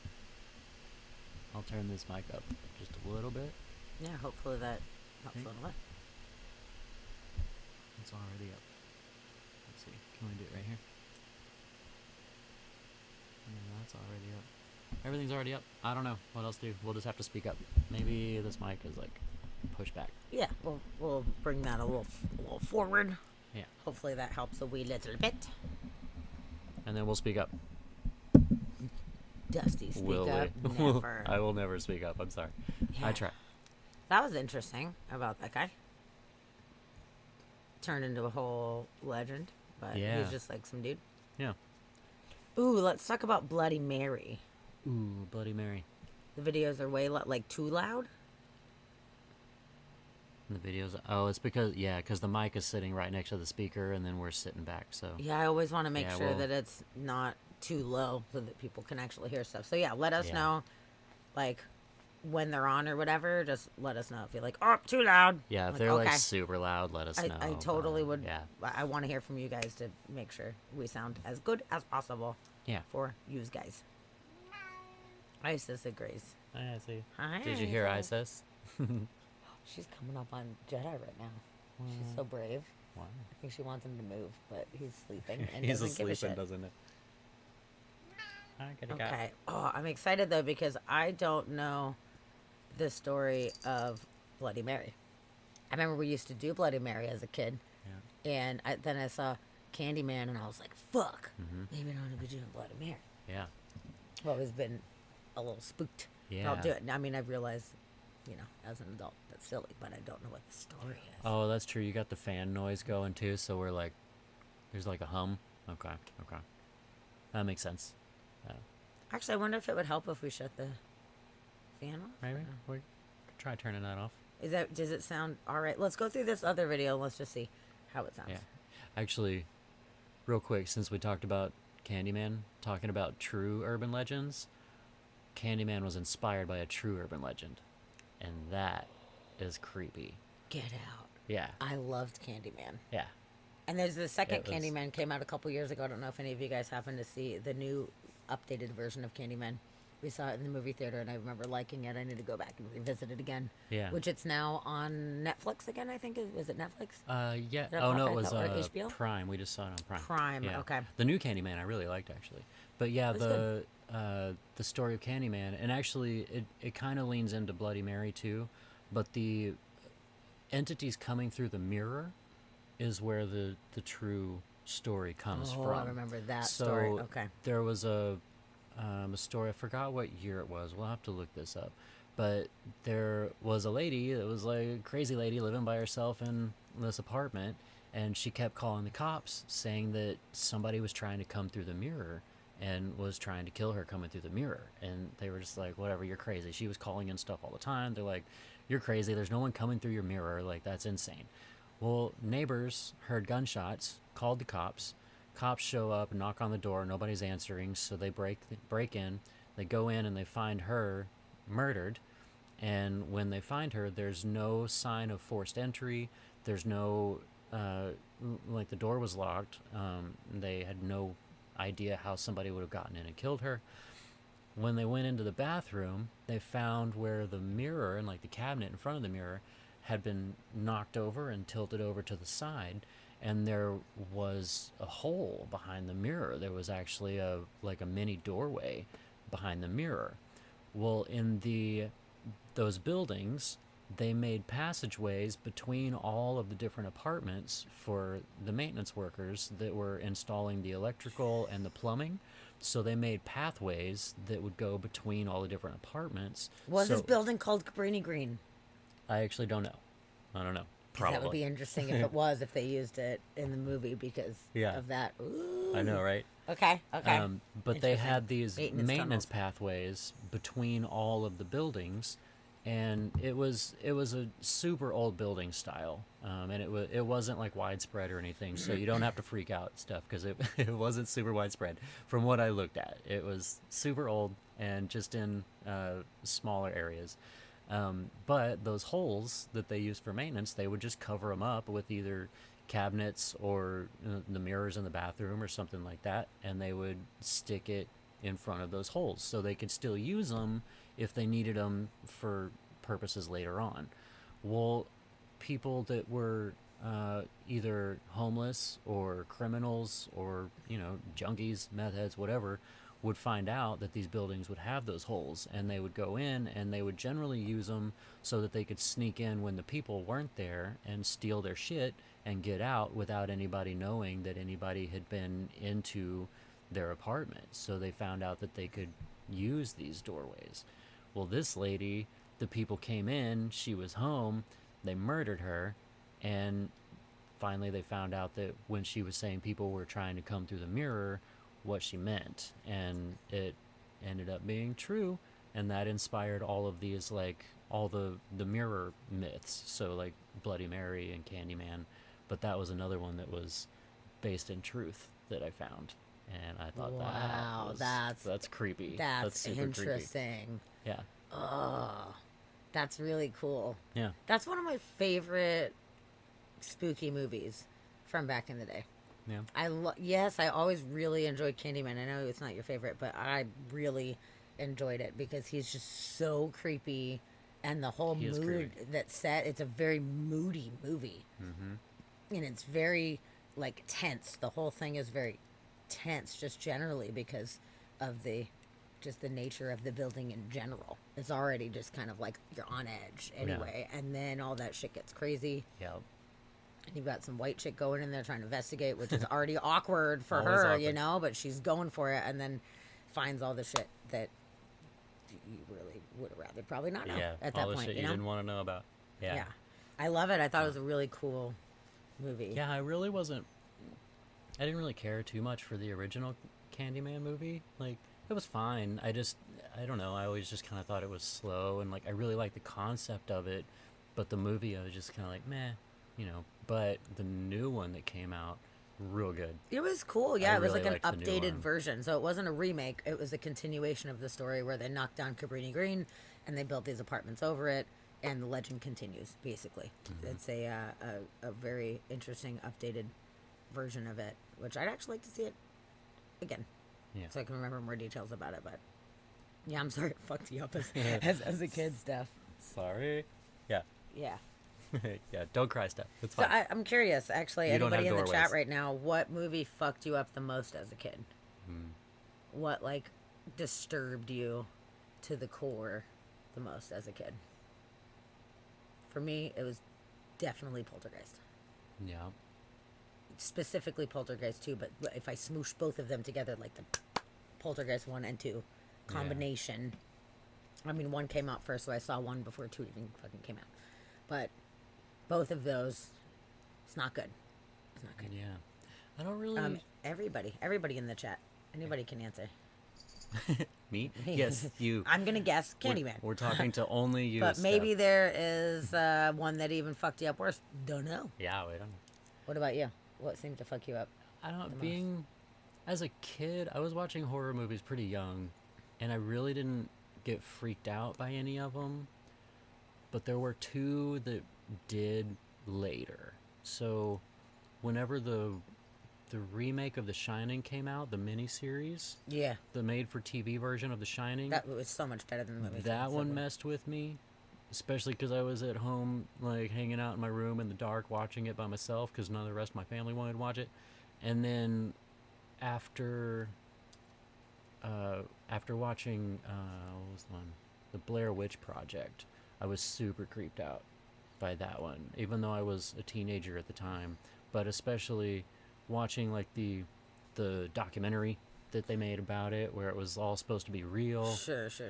And I went on a date, and we went and watched that one, and I dropped her off afterwards. And the whole way home, we were all creeped out, and I was trying to be, I was like, I'm not scared. Whatever, I'm not scared.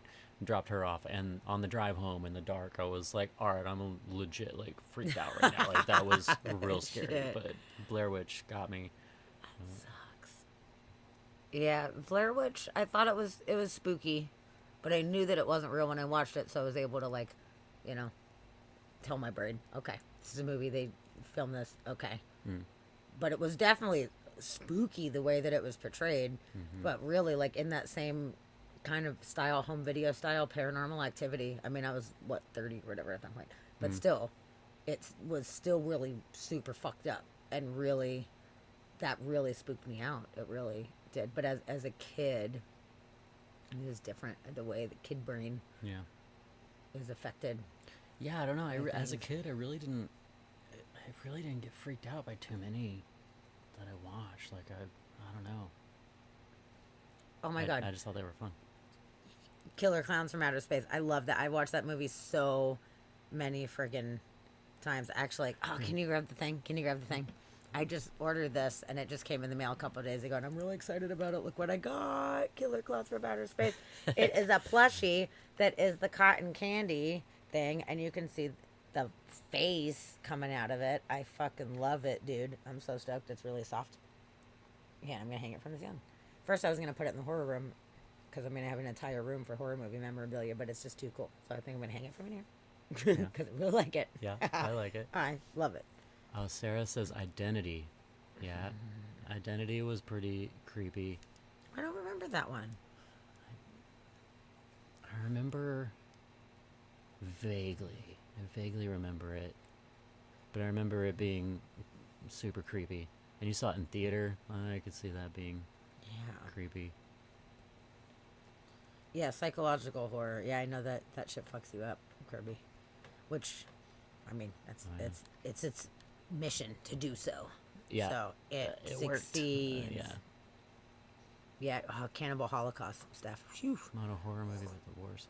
Oh yeah, Cannibal Holocaust. Like, just honestly, that movie it's so ridiculous. Like, it's so slow and just like boring. Like, if you watch it now, like, it's not anything creepy, but the shock aspect of it, like, really, them eating a turtle is the worst thing. It's the fucking ever. worst. It's terrible. That's The the worst. animal cruelty in that, Yeah, you're it's just really like, fucked up. oh, jeez. But I was as like, far all right, as I a gotta movie- watch it. I got it's classic. I gotta watch it. And then within the first 10 minutes, I was like, Jesus fucking Christ, man.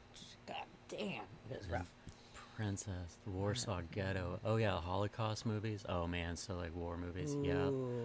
Yeah, and you saw that when you were 8. Oh man. Oh, yeah, way to man. ruin yourself. Jeez. I haven't seen the Warsaw Ghetto movie. I don't know if That's I ever interesting. saw it. I don't know Check if that I ever out. watched it. But I'm just thinking Holocaust movies. Like, at 8 years old watching a Holocaust movie. Like, listen. Yeah. Man. Yeah, that's for rough. sure. Oh, Ooh, The so- Thing. I love The Thing. I love The Thing. But she said not the thing, the blob. But yeah. Oh, also The Blob. All the Blobs. I love all the Blobs. Blobs, blah, blah, blah. I really want Rob Zombie to redo The Blob. I really Would it be Blob Zombies? Blob maybe? Zombie. Yeah. That'd be good. Oh, that's great. Wow, Cannibal Holocaust, the only horror movie you never finished. I made it through, but yeah, I was fucked up. Yeah, I was not a fan of the animal stuff Yeah, it's- at all, but I felt like I just needed to know.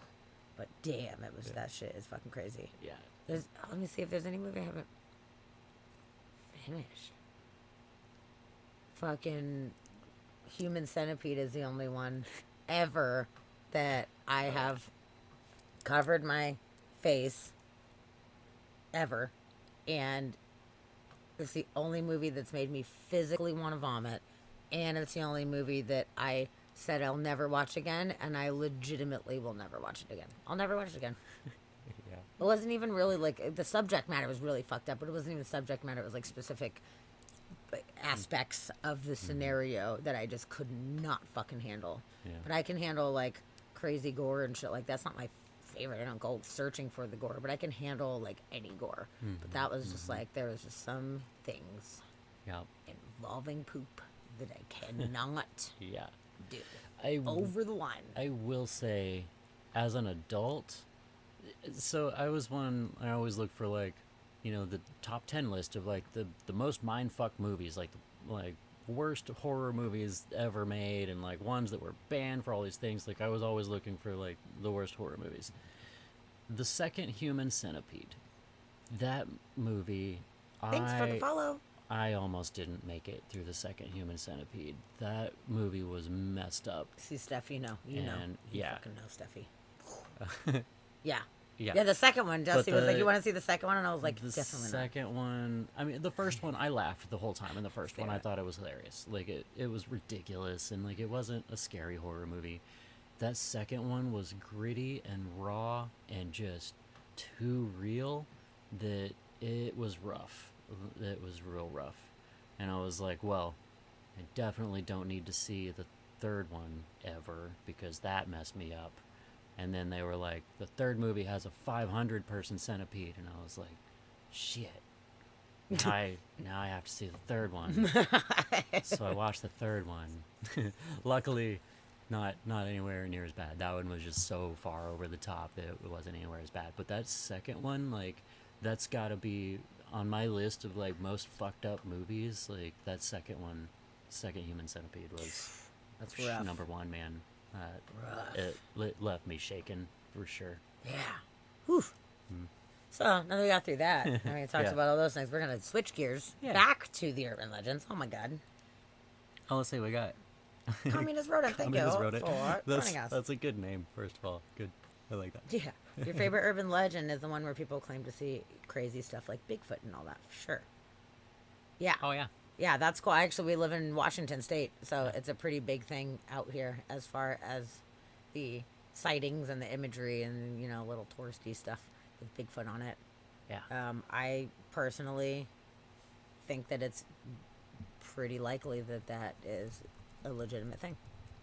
I mean, I can't say I believe wholeheartedly one way or another because I haven't seen it myself, but based on a lot of the accounts over the years and the sightings and some of the things that were found, and if I were a intelligent creature, I would stay the fuck away from humans. And there's so much remote areas here, especially in Washington. I mean, there's been sightings all over the country, of course, but they're always in very remote areas. And I mean, I think it's very possible something could hide.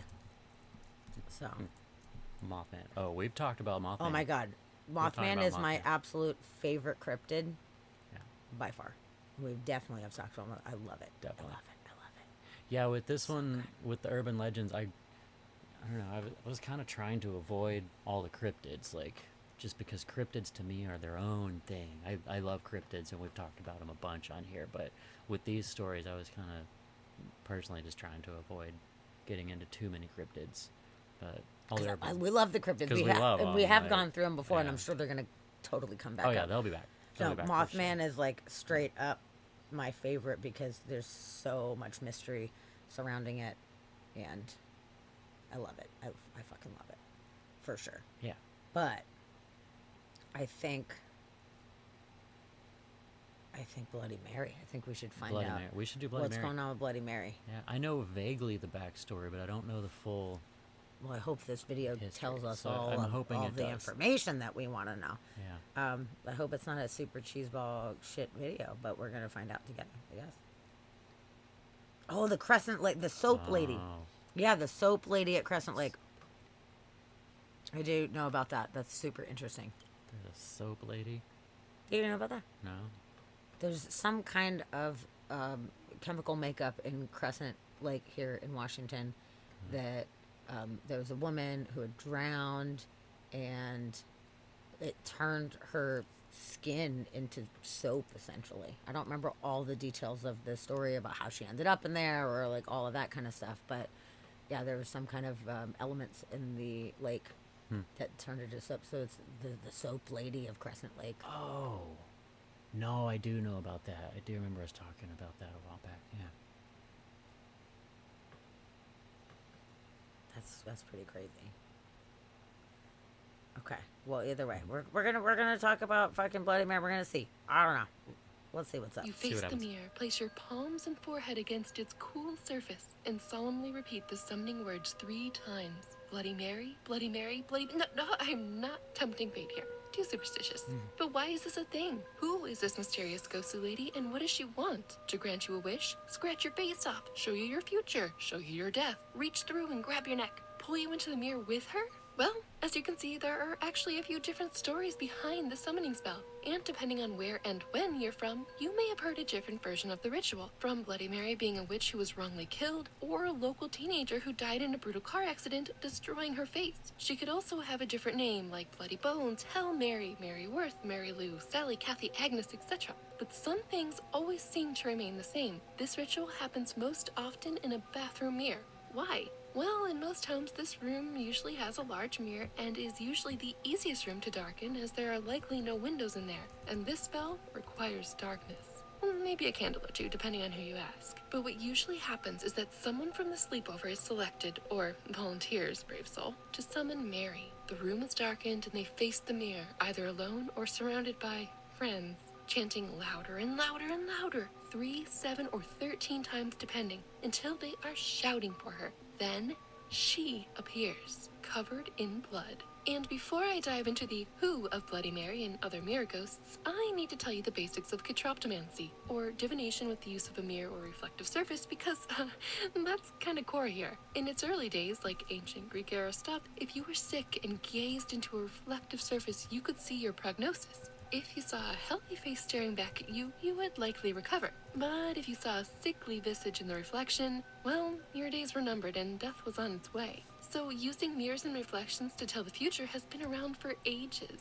You can use a darkened mirror for scrying or seeing things at a distance, or crystal balls, or a dimly lit mirror for other rituals. Really depends on what you're looking for. Mirrors do seem to hold a special power. In the Victorian era, all the mirrors in a home would be covered once someone died. The thought being that if the spirit of the dead person saw their reflection in a mirror, they would be trapped in the house instead of moving on.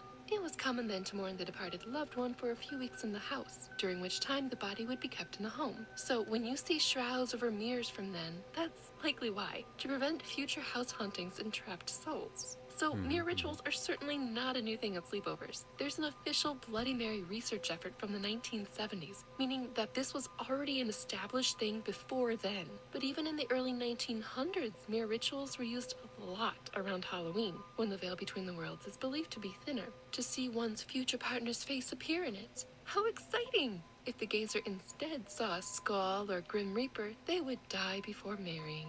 Look, a lot of Halloween rituals were focused on finding a mate, especially in rural places. Some of the more interesting ones have you playing with fire, though, which is way more entertaining, just saying. Now, there are a few theories about who is the Mary that gets summoned. Some people think that is the English queen, nicknamed Bloody Mary, because of how many Protestants she had killed during her reign. But honestly, it appears like they only share a name and a lot of, well, blood. I certainly wasn't thinking of historical queens at sleepovers. People like witches done wrong or vengeful spirits just made more sense. But there are some historical figures that do seem to fit. And in some variations of the ritual, her name is chanted, Mary Worth, who by all accounts was an awful human. She would trap those fleeing on the Underground Railroad and hurt and kill them. And there is another Mary Worth who seems to have been accused of witchcraft and burned at the stake in the European witch trials centuries before the other Mary Worth. There's also a Hungarian countess who apparently tortured and killed around 650 women and girls to bathe in their blood to stay youthful, and was accused of vampirism, although her name was Elizabeth Balthroy and not Mary. So while it explains the blood in young girls, it does not explain the summoning name. Although, again, depending on where and when you're from, there are other names for this mirror lady.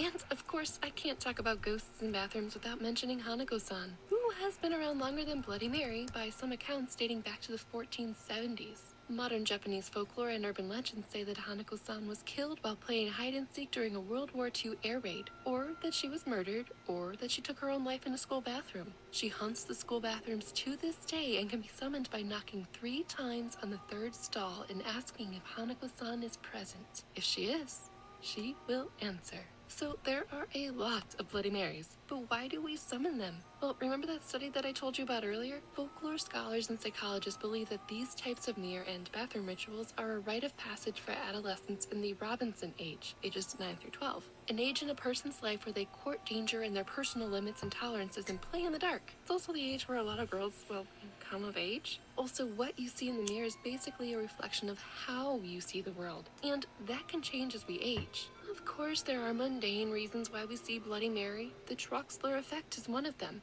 This is an optical illusion where, if you stare at a particular point even for a short time, unchanging things around that point will appear to fade away, like the dots here if you stare at the center cross. And apparently, when in a dark room, our brains start to make connections between unrelated things, which is called apophenia.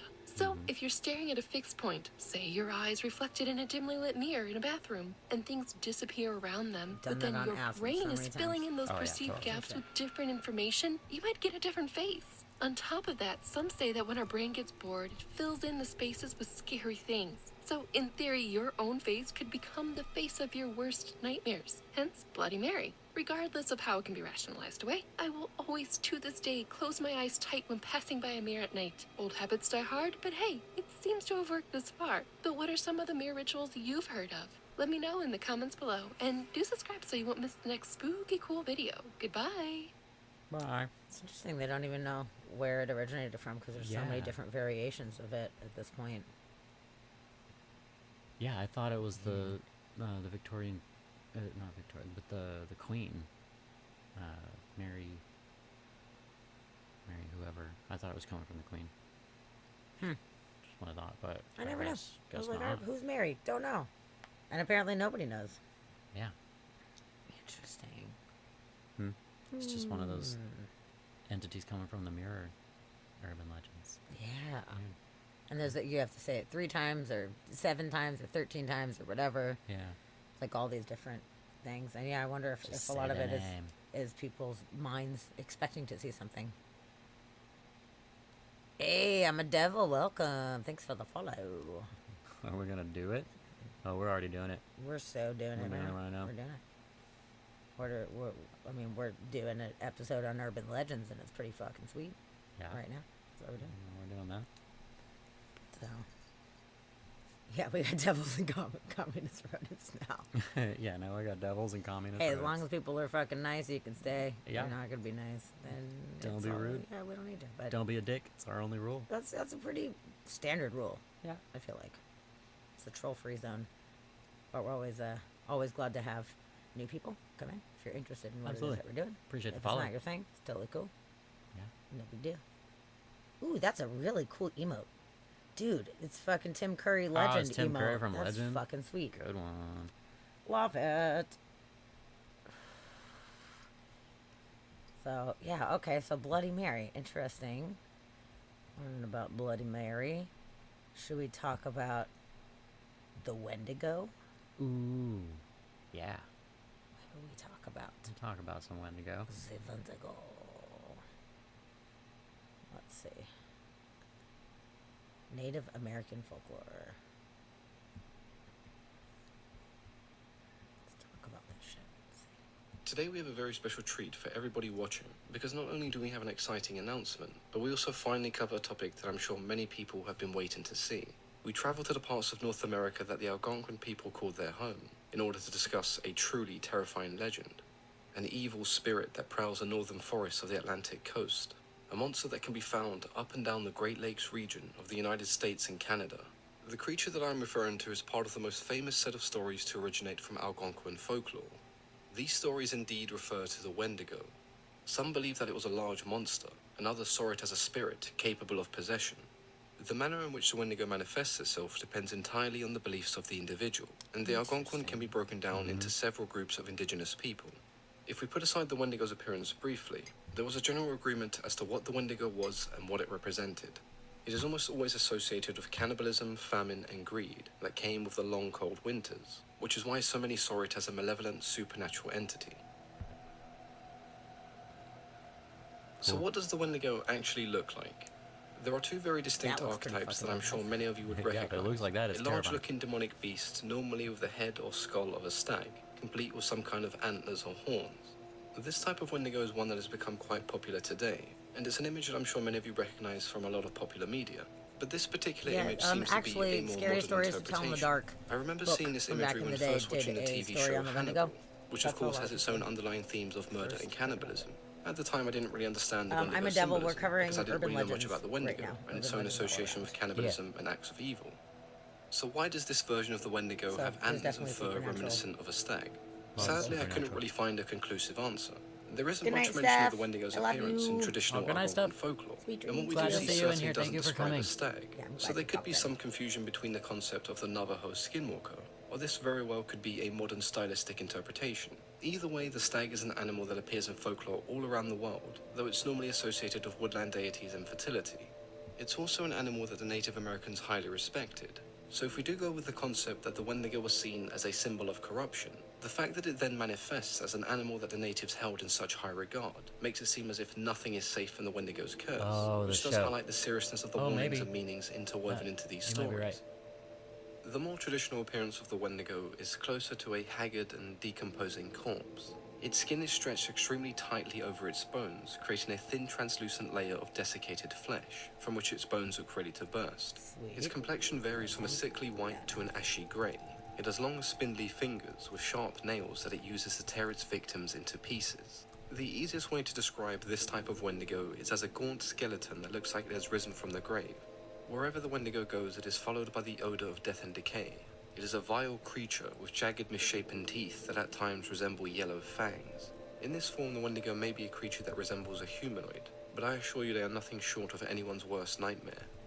There's an interesting description that comes from Innu lore that believed Wendigos were giant creatures made of ice that would dwarf over human beings. And this was because every time a Wendigo ate a person, they would grow in proportion to the meal. So the bigger the meal, the bigger they grew. And this was one of the ways they used to describe the Wendigo's insatiable hunger, because it created this vicious cycle, where the more the Wendigo consumed, the bigger and stronger they grew, but it would have to consume more and more to satisfy its ever-growing hunger. This definitely gives us an interesting contrast. You have these enormous gluttonous creatures, and then you have these thin, gaunt husks that are wasting away, but both still suffer from starvation, and that is what we consider the curse of the Wendigo. Its hunger can never be sated, its quest for new victims is eternal. Wendigos are always regarded as evil, and this is in no doubt because of their cannibalistic nature. But how does one become such an evil entity? There is the belief that humans could turn into Wendigos if they were overcome by greed. These stories were told as a way to encourage moderation and essentially scare individuals into behaving a certain way. Those who committed unspeakable acts of cannibalism were also thought to become Wendigos, and this belief is where many attribute the start of the Wendigo legend. There were, however, extremely dark times where famine was so bad that people had no choice but to resort to cannibalism just in order to survive and make it through the long cold winter. It's not really common today, but in times of extreme famine, some of the Native American people would perform a ceremonial dance that involved wearing a mask and dancing backwards behind a drum. This ceremony was mostly considered to be a satirical way to reinforce the seriousness of the Wendigo taboo. Many saw the Wendigo as a metaphor that represented imbalance and disharmony, not only in an individual, but in society as a whole. This idea of selfishness does also tie in with the fact that Wendigos were seen as solitary creatures, often being referred to as spirits of the lonely places. So what makes the Wendigo so special, and why are we so scared of them? The possession of a Wendigo isn't like your generic spirit or demon. It chooses its victim very carefully, and slowly eats away at their sanity. It enters their thoughts and plagues their mind with countless nightmares. Unable to sleep, they start experiencing a burning sensation throughout their entire body. This has been described as Wendigo fever, and there have been countless tales of people running stark naked through forests at the dead of night, claiming that they have Wendigo fever. Now, as a supernatural entity, you'd expect some kind of supernatural abilities, and most of these are exactly what you would imagine. The Wendigo is extremely fast and has unnatural strength despite how frail some of them may look. As expert hunters, they have heightened endurance and senses, making it so they can hunt in all manner of terrain and temperature. The older the Wendigo gets, the stronger it becomes. As its corruption spreads through the forests, so does its influence on nature. Some are capable of controlling woodland creatures, and others are so powerful they can control the weather, with the eldest able to summon a darkness capable of concealing the sun, making it so no one is safe regardless of time or location. Despite what we perceive to be just stories, there have been numerous cases over the years of people committing horrid crimes, claiming that they were possessed by a Wendigo. In 1878, a Native American man named Swift Runner butchered and ate his entire family. That winter was said to have been particularly harsh, and Swift Runner's son had sadly died because of the extreme conditions. Now, we don't know if Swift Runner and his family ate the boy to survive, but the mutilated remains of his wife and 5 other children were later found. He eventually confessed to killing and eating his entire family, but he was adamant that his actions were due to a Wendigo possession. So did devouring his son turn him into a Wendigo? Did he butcher his family because he felt they wouldn't survive the winter? Or did he value the self-preservation of his own life over his family's? The answer to those questions we'll most likely never know. Another rather famous case is that of Jack Fiddler and his brother Joseph, who were arrested for the murder of over a dozen people. As the chief of his people, Jack was thought to be capable of removing evil, which is why he got away with killing so many, claiming that they were all possessed by a Wendigo. Jack managed to escape captivity during a routine walk outside, and he eventually hung himself before the trial came to a conclusion. His brother Joseph, however, wasn't so lucky. He was sentenced to death by Magistrate Ellsworth Perry. Despite the numerous appeals of his innocence, Joseph, ironically enough, was eventually given a pardon, but it came 3 days after his death in 1909. These type of cases led people to believe that it might be a more serious mental issue, one that would later be dubbed Wendigo psychosis, the deep craving for flesh. But whether it was a real mental disorder is something that was heavily debated, as the number of reported cases decreased dramatically in the 20th century, when the Algonquin people adapted European ideologies and began to live less rural lifestyles. There's no doubt that the Wendigo myth has changed and evolved over the years. It's now become another monster that reflects our own issues as humans: greed, selfishness, and in some extreme or metaphoric cases, cannibalism. It's unlikely that many of the Native American tribes still believe in the legends of the Wendigo as adamantly as they once did. To them, the Wendigo was an evil spirit that embodied everything they hated. It can be interpreted as a symbol of corruption, from what they perceive to be outsiders, changing their landscape and the beliefs of their people. Stories of the Wendigo were used as a way to encourage a balanced lifestyle and respect for one's peers and the world surrounding them. A creature with insatiable hunger, a spirit capable of possession, or a story meant to encourage cooperation and warn against the dangers of greed? You decide. Before we do end today's video, I'd like to tell you about our new series of short stories that I'll be publishing over the Christmas and New Year period in the build-up to our book release. Super cool The stories themselves are in a completely different universe and part. Tavia and I just watched a movie about the Wendigo the other night. Did you? What was it called? Yeah. I don't remember what it was called. Was it the one that's like in Norway or whatever? It's crazy hooved creature. Okay. No, this one was more along the lines of the actual story, where it gets into your mind and it makes the people go and murder and cannibalize everyone. And the dude just ended up like losing his mind basically, and there was a bunch of like time slips like back and forth, and he didn't know what was real and what wasn't, and like he started out with like he murdered his best friend and like thought that it was the Wendigo attacking him, and he murdered his friend on a camping trip, and then like ended up slipping in and out of different places, and like it was going back and forth in time, and like you couldn't really figure out what was going on. It was a disorienting movie, but it was more along the lines of the Wendigo getting into your mind and making you go crazy and do things you normally wouldn't do, including cannibalism and murder. Shit. But yeah. What an interesting legend. Yeah. Super interesting. I like it. Yeah. Spooky. That's good. That's good. Yeah, that's super good. That was a lot of monsters we covered. Some monsters. A lot of monsters. I don't know how many monsters I've got left in me. Okay, we can call it on these now. We have some good monsters. We could go down monster rabbit holes for ever. We could. There are so many monsters that we could be I talking know. We about. can pick back up next week and do more monsters. We should. We should we keep want going to. on urban legends. I feel like there's so many. We totally can. Hopefully, you guys enjoyed Yeah. all of these urban legends so Yeah. far. Feel like we learned a lot of stuff. I learned things. I've been enjoying it. Learned about an alien craft in Texas. I know. Didn't Who even- knew? I did who knew not that was know a thing. about that. That's really interesting. Never heard of that. And it said that they until- threw the pieces down a well. Did they excavate the well? No, why would you do that? That's hard. It's like down there. It's not Mel's hole, for Christ's sake. Shit. Seriously. Jeez. It's Ned's hole. It's Ned's hole. Hmm. Fact. That is a fact. Yeah. Well, cool. I am glad that you guys enjoyed what we have been doing here tonight. Yeah. And I think we will pick up more urban legends next time. It's really fun. It's kind of interesting because, you know, a lot of these, I don't have an opinion on it. It's just like, this is what people are saying about these things. And are they based in truth? As we learn, some of them are based in truth. Some of them are. Some of them seem completely outlandish or whatever. Yeah. But maybe it was like the game of telephone. Maybe at some point there was some kind of truth to it, and then it just got warped over time. Mm-hmm. So who knows? Or Some of maybe them it's seem just- to have been made up to teach people things. Yes.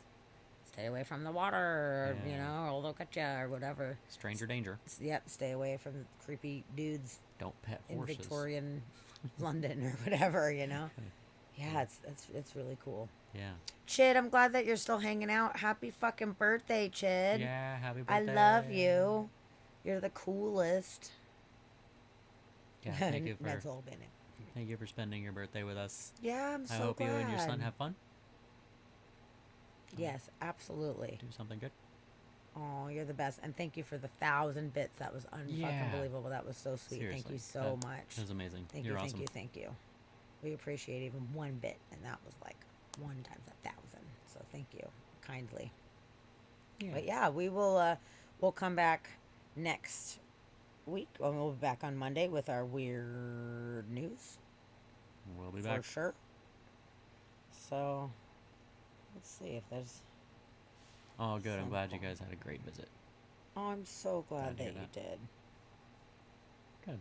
That's a good way to spend your birthday. With your boy and Urban Legends. Yeah. What more I could you know ask for? that's a hopefully a good birthday. Hopefully you enjoyed the birthday. We've got Grumbly is making masks right now. He's making dark art masks. Oh, cool. Which sounds pretty cool. To Grumbly's go check that awesome. out. That would be pretty neat. I like Grumbly. Oh, that's right. You'll have stories from Vegas. You're going on Friday. So when do you come back? Are you just going for just the weekend? Are you coming home Monday? Or are you going to still be in Vegas Monday? Oh my God, I hope you have such a great time. So it's for your Yeah. daughter's birthday, but it's also your birthday trip too. Yeah. It's partly your birthday. That is so cool. Yeah. I love that you've gone out there so many times and got to hang out with all those guys. Yeah. With the Roxy Gun Project crew. It's really neat. Ooh, and Alf says that you guys should talk about drawing a mascot for them. Heck That's yeah, we should definitely talk about that. awesome. Oh my God, that sounds great. Would be awesome. I would love to draw a mascot for you. Fucking A. That would be awesome. That'd be fun. Yes. Is it a Wendigo? Done. Done. Got it. Or if it's the severed head with the organs flying around, Oh, yeah. that would be the best. Yeah. I love it. Cool. Yep. Exclamation sauce. If anybody needs to up their hot sauce game Yep. in their house right now, you want it, you need it, hit that fucking highinthefire.com. I just put the last couple little drops of our pepperoni sauce on my sandwich yesterday. Dang it. I was savoring it for so long because I didn't want to just use it willy-nilly, but had a sandwich yesterday that it just had to be on. I used the lime mayonnaise, the limonaise. This shit's so and fucking good, dude. That one. I love the lime was mayonnaise. really good. It's so good. It does. The hot sauce goes great in eggs. It totally does. Spices Definitely. it up a little bit, gives it a little kick. Definitely does. And all of Alf's products are fucking amazing. Waybug. Yeah, Chid, watch out for your kidneys while you're in Vegas. Yeah. Yes, we learned about that. We learned sometimes they will steal your fucking kidneys. So watch your kidneys in Vegas. Yeah. 'Cause apparently it specifically is an issue out there. Yeah. Welcome to America. We'll steal your fucking kidneys right out from underneath you. Yeah. And Oh. yes, Alf, we do need to. We do Oh, need, no, to, we need to get you make more. an order. We really This need is to. true. That one We went so definitely do. fast, and we held on to it for so long, and it was just like the tiniest little bit. And it Yeah, was it was like, that what is- pepperoni one, and then the other one, the Serrano jalapeno, I think it was, or whatever it is. I don't remember. The other green one. Both yeah, green ones. The We were like, jalapeno one. Yeah, jalapeno. Was it Serrano? Jalapeno Serrano? I don't remember exactly. Whatever the other green one is. It's fucking good. Yeah. Oh, yeah, the lime mayo, Princess. Dude, it's Yeah. a Mexican kind. I at first got it at one of the Mexican grocery stores, and then I found it at some other, I don't remember where I got it from, but it's fucking fantastic. It's thicker. Like the texture of it, it's like much thicker and creamier, and it has a hint of lime. And it's like the best fucking mayonnaise I've ever had. It's You real could good. just take Hellman's and throw it in the trash. Yeah. Never need that again. We're a Miracle Whip household. We normally use Miracle Whip, but I've been using this more because it's just so fucking good. It's so good. It's real good. It's true. Limonaise. Yeah, generally like the Mexican markets and stuff will have it. It's fucking great. I'll take a picture of the label and send it to you, Princess, so you can go on the hunt for it. It's fucking great. It Oh, looks you like. got 2 new ones of Oh, you got 2 new ones? a collaboration. Oh yeah, with the local brewery. Oh, my those I goodness. thought that was super cool that you got to team up with that brewery. I saw those and they look real good. Yeah. That sounds awesome. Yeah. I'm in. What flavors are they? What are we talking about here? Do you remember what they were? Nope. I bet It's I'll been tell us. it's That been a sounds minute since I saw it. great. It's been like a week since I saw it, and I can't remember anything that Dude, far fucking back. awesome. But yeah, Wow. I saw Damn. that and I thought it was super cool. You got to team up with the brewery to make those. That was great. That's rad. Yeah. I'm so proud of you. You're doing so good. Yeah. You're doing so definitely. good. This is fantastic. Definitely. Yay. Well, cool. I want to try all of the new things. Yeah. A green and a red. Oh, you will. You're so sweet. Aw. We will like give you money Yeah, though we will support your business. You're Yeah, so sweet. Definitely. I mean, we will do an unboxing on the fucking stream. I will tell you that much. We will But do that. like you're so sweet And we'll so crunch on kind. it the entire stream. I know. Oops. The bread. The bread is a Yeah, better way to do that's it. better on After bread. Roxy was like, "Oh my god," I was like, "I'm sorry. It's too good. Oh shit. That's so Yeah. funny. Ooh, green and red. I'm so excited. I love trying all the things that you make because every single thing is so fucking good. So good. This is true. That's very true. So I haven't found one I don't like yet. They're all good. dude, the best. Yeah. Cool. Yeah, we will happily do an unboxing on stream. Whether you send it to us for free or not, we'll give you money, but we will do Yeah. it on stream and we'll give it a go. I love it. It always makes me so happy to do that. Yum, yum, yum, yum, yum. FDA. Fucking What? FDA with fucking bastards. Whatever, just box it up and mail it. They'll never know. No one will ever know. No. We won't tell on you. We're not telling. Nope. It's just a donation. You're not even selling it. Oh Venmo, yeah. Venmo, whatever. Yeah. Sweet. Cool. Well, I look forward to that. That's gonna be freaking great. Cool. We're gonna set up a raid right now. Grumbly is Wanna do a Grumbly? he's a dark artist, and he is making a spooky mask right now. It looks like, and that sounds pretty cool. I think he is New Zealand, right? He's From New New Zealand. Zealand? Yeah. Yeah, he makes some cool shit. So. Oh, it just comes back to you? What? You're packaging it wrong. You gotta stick it in coffee grounds. Never. Yeah, we'll go visit Grumbly. That'll be cool. Yeah. So I if you haven't- guys are interested, check out his dark arts. I follow him on Instagram. His masks are super cool. His art, it's too good. Yeah.